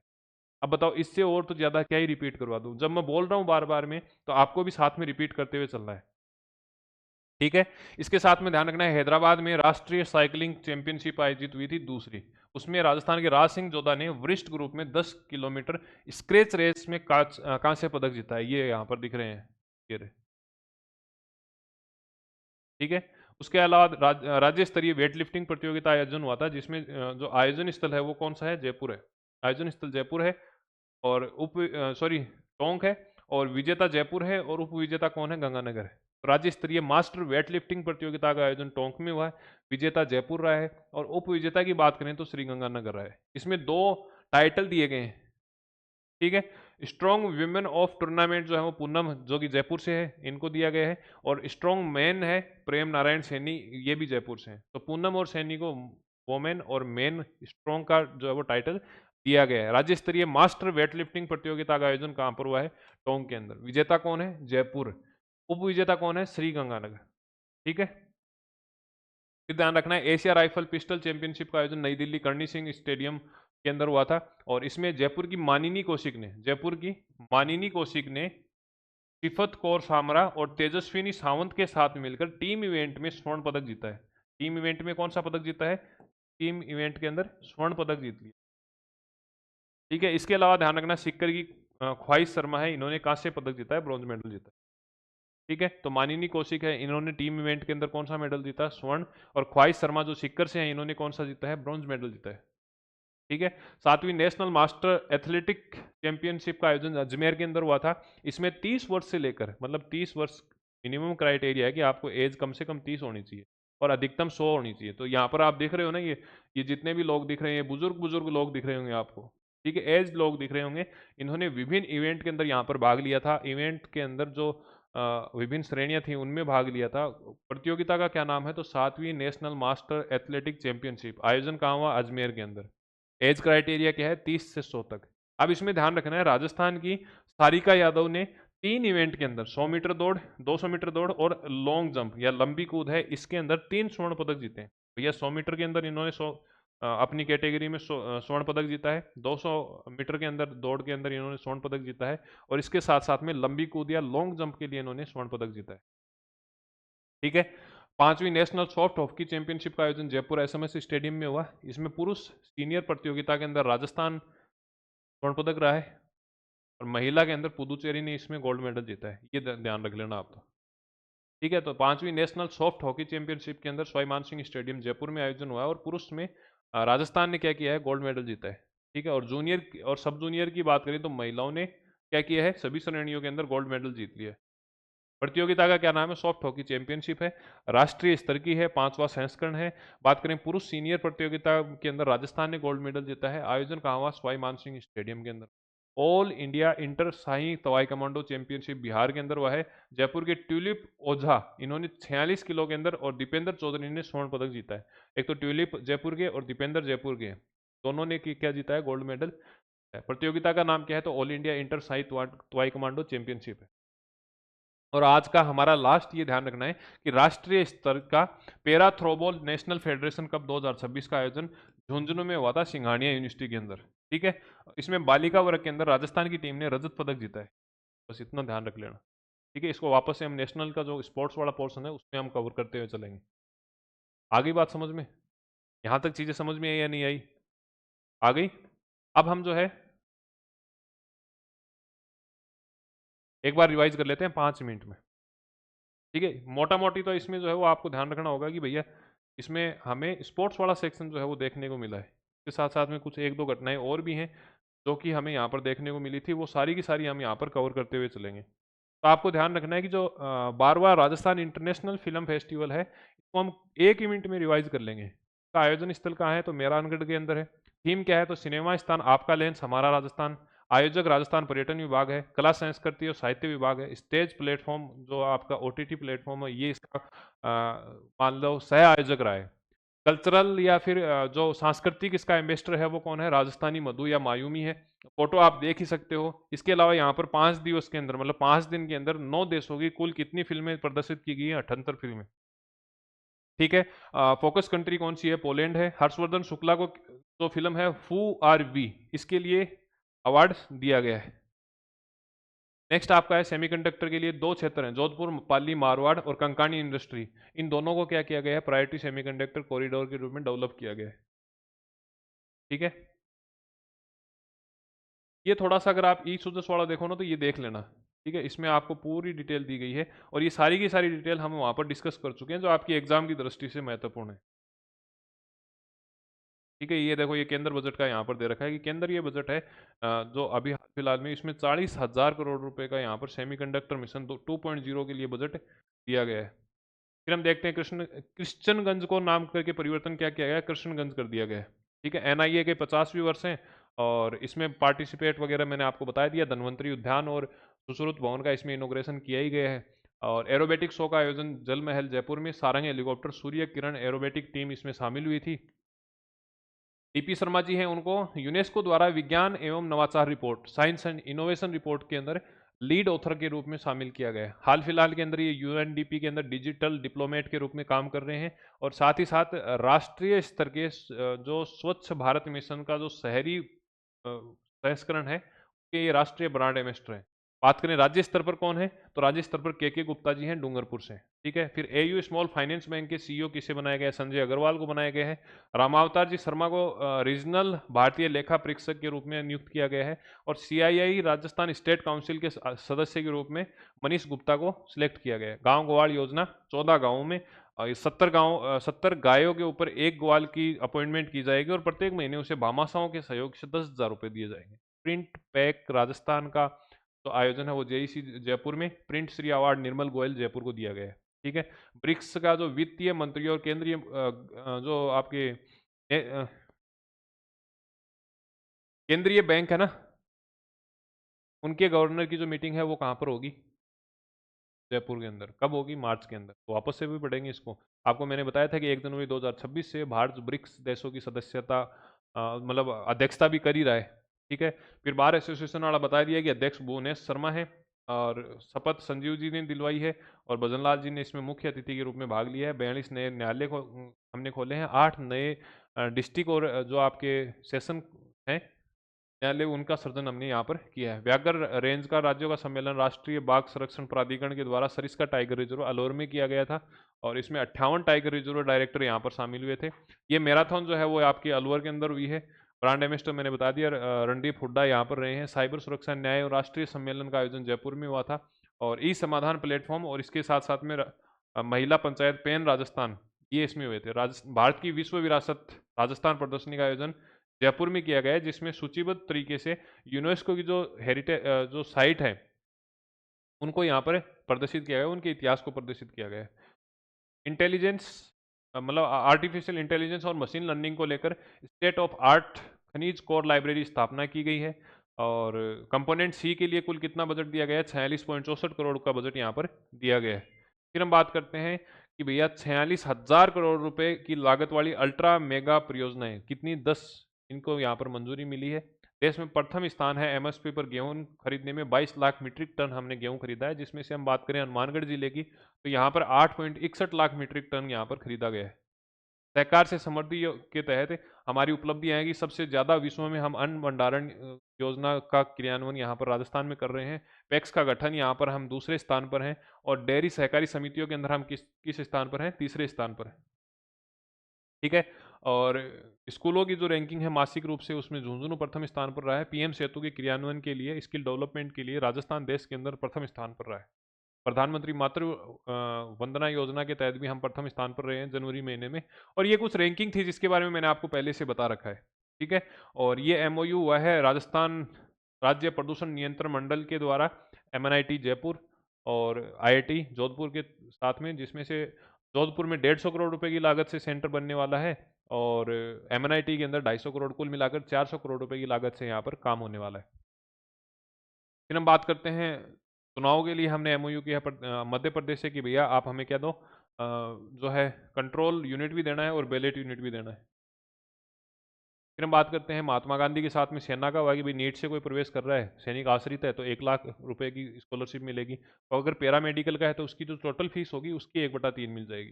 कि राजस्थान का पहला एलिपैड कहाँ पर है, हॉस्पिटल और एलिपैड महात्मा गांधी के अंदर है। गरिमा परियोजना मैंने आपको बताया कि दिव्यांग जनों के, विकलांग जनों के जो कृत्रिम हैं उनके निर्माण के लिए यहाँ पर संचालित की जा रही है। गरिमा गृह जो है वो ट्रांसजेंडर के लिए था। हर माह एक उपवास अभियान जो है ये बाबा रामदेव जी का एक प्रोग्राम था उसके अंदर हुआ है। इसमें जो अतिथि थे वो आपको ध्यान रखना है, मुख्यमंत्री जी भी शामिल हुए हैं और राज्यपाल जी भी शामिल हुए हैं। ठीक है, लगभग 2 लाख लोग हैं जिन्होंने शपथ यहाँ पर ली थी। आयो बसंत महोत्सव जयपुर के अंदर और वेलबिंग सेंटर प्रत्येक निजी और सरकारी कॉलेज के अंदर स्थापना की जाएगी। भविष्य की उड़ान मैंने बताई दी कि 541 भामाशाह और 29 प्रेरकों को यहाँ पर सम्मानित किया गया है। रेशियो जो है वो कितना रहेगा भाई, 100 में से 40 तो है वो भामाशाह के द्वारा और 60 जो है वो किसके द्वारा, सरकार के द्वारा दिया जाएगा। ठीक है, ये आपका सॉफ्टवेयर है। इसमें हमने कहा कि मेडिकल और पुलिस विभाग के अंदर सेतु का काम करेगा। 1 फरवरी 2026 से हम ऑफलाइन या हार्ड कॉपी कोई भी जो है वो स्वीकृत नहीं करने वाले हैं। आपको ऑनलाइन ही रिपोर्ट सबमिट करनी होगी, चाहे वो आपकी मेडिकल लीगल केस की है या फिर पोस्टमार्टम रिपोर्ट। ठीक है, फिर हम बात करते हैं राजस्थान वन विभाग द्वारा वन्य जीव संरक्षण अधिनियम 1972 की धारा 36A के तहत खेजड़ी कला जोधपुर को 40वां कंजर्वेशन रिजर्व घोषित किया है। 39वां कौन था, बुचारावेन कोटपुतली के अंदर, और मोकला 38वां जैसलमेर के अंदर। इसके साथ खेजड़ली को संरक्षित करने के लिए अब कानून लाया जाएगा, ऐसी घोषणा मुख्यमंत्री जी ने की। ऊर्जा मंत्री जी ने ये कहा है कि भाई नागर साहब ने ये कहा है कि जब से हमने सरकार संभाली है, मतलब 2025 से, जब से सॉरी 2024 से, मतलब 25 महीनों से हमने 19,209 मेगावाट की वृद्धि की है सोलर के अंदर। सोलर के अंदर देश में हमारी सहभागिता 27% है। अगर हम बात करें रिन्यूएबल एनर्जी की तो वो 16% है। फिर हम बात करते हैं पीएम कुसुम योजना में 3,035 मेगावाट की 1340 विकेंद्रीकृत परियोजना स्थापित की गई है। जयपुर के 3 बांध कौन कौन से हैं? एक तो आपका नेवटा है, एक आपका कानोता है, और इसके साथ साथ में कौन सा है, चंदलाई है। इन तीनों को हम प्रदूषण मुक्त करने के लिए जो है वो अलग से प्रयास करेंगे। ठीक है। 1 फरवरी से 3 नीतियां हैं, एक तो एक जिला एक उत्पाद, निर्यात प्रोत्साहन, और एक एमएसएमई 2024। इन 3 नीतियों का आवेदन हम अब जो है वो ऑनलाइन माध्यम से ही स्वीकार करेंगे। ठीक है। 1 से 15 मई तक स्वगणना, 16 से 24 तक क्या होगा, मकान सूचीकरण होगा। अखिल भारतीय संस्थागत नेतृत्व समागम 2026, इसका आयोजन जयपुर में किया गया है सीएम भजन लाल जी के द्वारा। ठीक है। नहरी जल गुणवत्ता परीक्षण के लिए हैवी मेटल टेस्टिंग लैब का स्थापना जो है वो आपके गंगानगर और हनुमानगढ़ में की जाएगी। तो कोटा शहर में प्रदेश का पहला सेंसर बेस्ड आपका पार्क बनने वाला है और गो अभ्यारण्य बनने वाला है। फिर जयपुर के कृष्णा नगर हैं, इन्हें पैरा मेडिकल विश्व चैंपियनशिप 2026, जिसका आयोजन बहरीन मनामा में किया जा रहा था। इसमें 2 श्रेणियां हैं, एक तो टीम इवेंट में नित्याश्री सुमंथी के साथ में इन्होंने टीम बनाई है, और एक एकल पुरुष के अंदर इन्होंने कांस्य पदक जीता है। ठीक है। 3 पोलो क्लब हैं, तीनों के बारे में मैंने आपको बता ही दिया। फिर जयपुर के अनुराग हैं, इनको जो टाटा अल्ट्रा मैराथन है, इसने 50 किलोमीटर की कठिन दौड़ जो है वो 6 घंटे 36 मिनट में की है। ये ध्यान रखना है इसमें पूरे में। चंडीगढ़ में आयोजित all India civil services kabaddi championship के अंदर राजस्थान की टीम ने 32-34 से पंजाब टीम को हराया है, और इसमें प्लेयर सबसे बेस्ट किसे माना है, सोनू यादव को माना है। ठीक है। और ये आपको पता ही है कि तनिष शर्मा है, इन्होंने 273 किलो वजन, जिसमें से 127 नेट्स और 146 किलो क्लीन एंड जर्क के अंदर। ठीक है। फिर हम बात करते हैं कि भाई प्राची गुज्जर हैं, जोधपुर से हैं, इन्होंने आपकी सिलीगुड़ी पश्चिमी बंगाल के अंदर all India police handball cluster के अंदर कांस्य पदक जीता है। ये आपको पता ही कि भाई बाली के अंदर आयोजित हुआ था बैडमिंटन प्रतियोगिता, इसमें भारत ने इंडोनेशिया को 3-0 से हरा दिया और स्वर्ण पदक जीत लिया। ठीक है।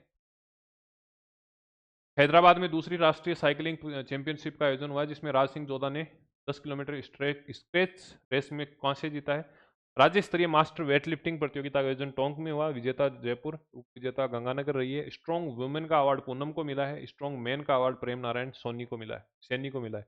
ठीक है। एशिया राइफल पिस्टल चैंपियनशिप में जयपुर की मानिनी कौशिक है, इन्होंने टीम इवेंट में सिफत और तेजस्विनी के साथ में गोल्ड मेडल जीता है, और सिक्कर की ख्वाहिश शर्मा ने आपका जो है वो कौन सा ब्रॉन्ज मेडल जीता है। ठीक है। 7वीं नेशनल मास्टर एथलीट प्रतियोगिता, इसमें कहा कि भी 30 साल से कम का कोई पार्टिसिपेट नहीं कर सकता और 100 से ज़्यादा नहीं कर सकता। तो मतलब 30 से लेकर 40 तक के पार्टिसिपेशन यहाँ पर देखने को मिले। इसमें राजस्थान की सारिका यादव ने 3 श्रेणियाँ, मतलब 3 अलग अलग इवेंट, 100 मीटर आपकी दौड़, 200 मीटर की दौड़ और लंबी कूद, इनमें तीनों में ही क्या जीते हैं, गोल्ड मेडल जीते हैं। 5वीं नेशनल सॉफ्ट हॉकी चैंपियनशिप है, स्वाभिमान सिंह स्टेडियम जयपुर में इसका आयोजन हुआ। पुरुष सीनियर में राजस्थान विजेता रहा है, और जूनियर और सब जूनियर के अंदर महिला जो राजस्थान की टीम है वो विजेता रही है। ऑल इंडिया इंटर साहित्य वाई कमांडो के अंदर जो जयपुर के ट्यूलिप ओझा हैं और दीपेंद्र चौधरी हैं, इन्होंने स्वर्ण पदक जीता है। और लास्ट बट नॉट लिस्ट, राष्ट्रीय स्तरीय पैरा थ्रोबॉल चैंपियनशिप का आयोजन, फेडरेशन कप का आयोजन जो है वो सिंगाड़ी यूनिवर्सिटी झुंझुनू में किया गया था, और इसमें बालिका वर्ग में राजस्थान की टीम ने रजत पदक जीता है। आगे हम देखेंगे नेशनल लेवल पर कि गोल्ड मेडल किसने जीता था। ठीक है। तो राजस्थान का करंट अफेयर फरवरी महीने का आपका कंप्लीट हो चुका है। अब बात करते हैं कि भाई फरवरी महीने में तो सर बजट भी आया था, तो बजट की क्लासें अलग से लगेंगी। जैसे ही आपका फरवरी का कंप्लीट हो जाता है, उसके बाद में बजट और आर्थिक समीक्षा की क्लासें लग जाएंगी। ठीक है। और बजट और आर्थिक समीक्षा के कुछ क्वेश्चंस भी होंगे जो कि आपको एप्लीकेशन के माध्यम से उपलब्ध करा दिए जाएंगे। ठीक है। तो अगर आप हमारे टेलीग्राम चैनल से नहीं जुड़े हो, अगर आप हमारे एप्लीकेशन से नहीं जुड़े हो, से नहीं जुड़े हो, निश्चित रूप से आप ये मान के चलिए कि बहुत बेहतरीन मेहनत की जा रही है, बहुत बेहतरीन कंटेंट। हाँ, थोड़ा सा लेट जरूर हुआ है। लेट इसलिए क्योंकि सारे सोर्सेज हमें कंबाइंड करके निचोड़ करके 10-12 पेज आपको देने होते हैं। कोई बात को मेहनत लगती है। आपको लगता होगा कि 10 पेज हैं एक दिन में तैयार हो जाएंगे, पर कम से कम बात बता रहा हूँ, 3 जनों की टीम है, इसमें टाइपिस्ट वगैरह शामिल नहीं है, केवल कंटेंट राइटर है ना। 3 लोग ऐसे हैं जो पूरे दिन लगकर और लगभग 7-8 दिन के अंदर ये पूरा कंपाइल करते हैं। वैसे तो साथ साथ में चलता ही रहता है, पर लास्ट में फाइनल टचअप जो देना होता है वो मतलब थोड़ा सा क्या है, टाइम टेकिंग प्रोसेस है। आपको केवल 10 पेज लगते हैं, पर उन 10 पेज के अंदर लगभग 1 महीने की मेहनत होती है। टाइपिस्ट अलग रह जाता है, प्रूफ रीडिंग अलग रह जाती है, केवल बनाने बनाने की बात बता रहा हूँ। ठीक है, तो थोड़ा धैर्य रखो, पढ़ाई करते रहो, दिमाग को शांत रखो, और क्लासेज जो हैं वो आपकी रेगुलर चल ही रही हैं प्रत्येक सब्जेक्ट। आपको किसी सब्जेक्ट में दिक्कत होती है तो आप मैसेज कर सकते हो, यथा सामर्थ्य आपको रिप्लाई मिल जाएगा। ठीक है, तो मिलते हैं एक नए सेशन के साथ में, तब तक के लिए थैंक यू, धन्यवाद, जय हिंद, जय भारत।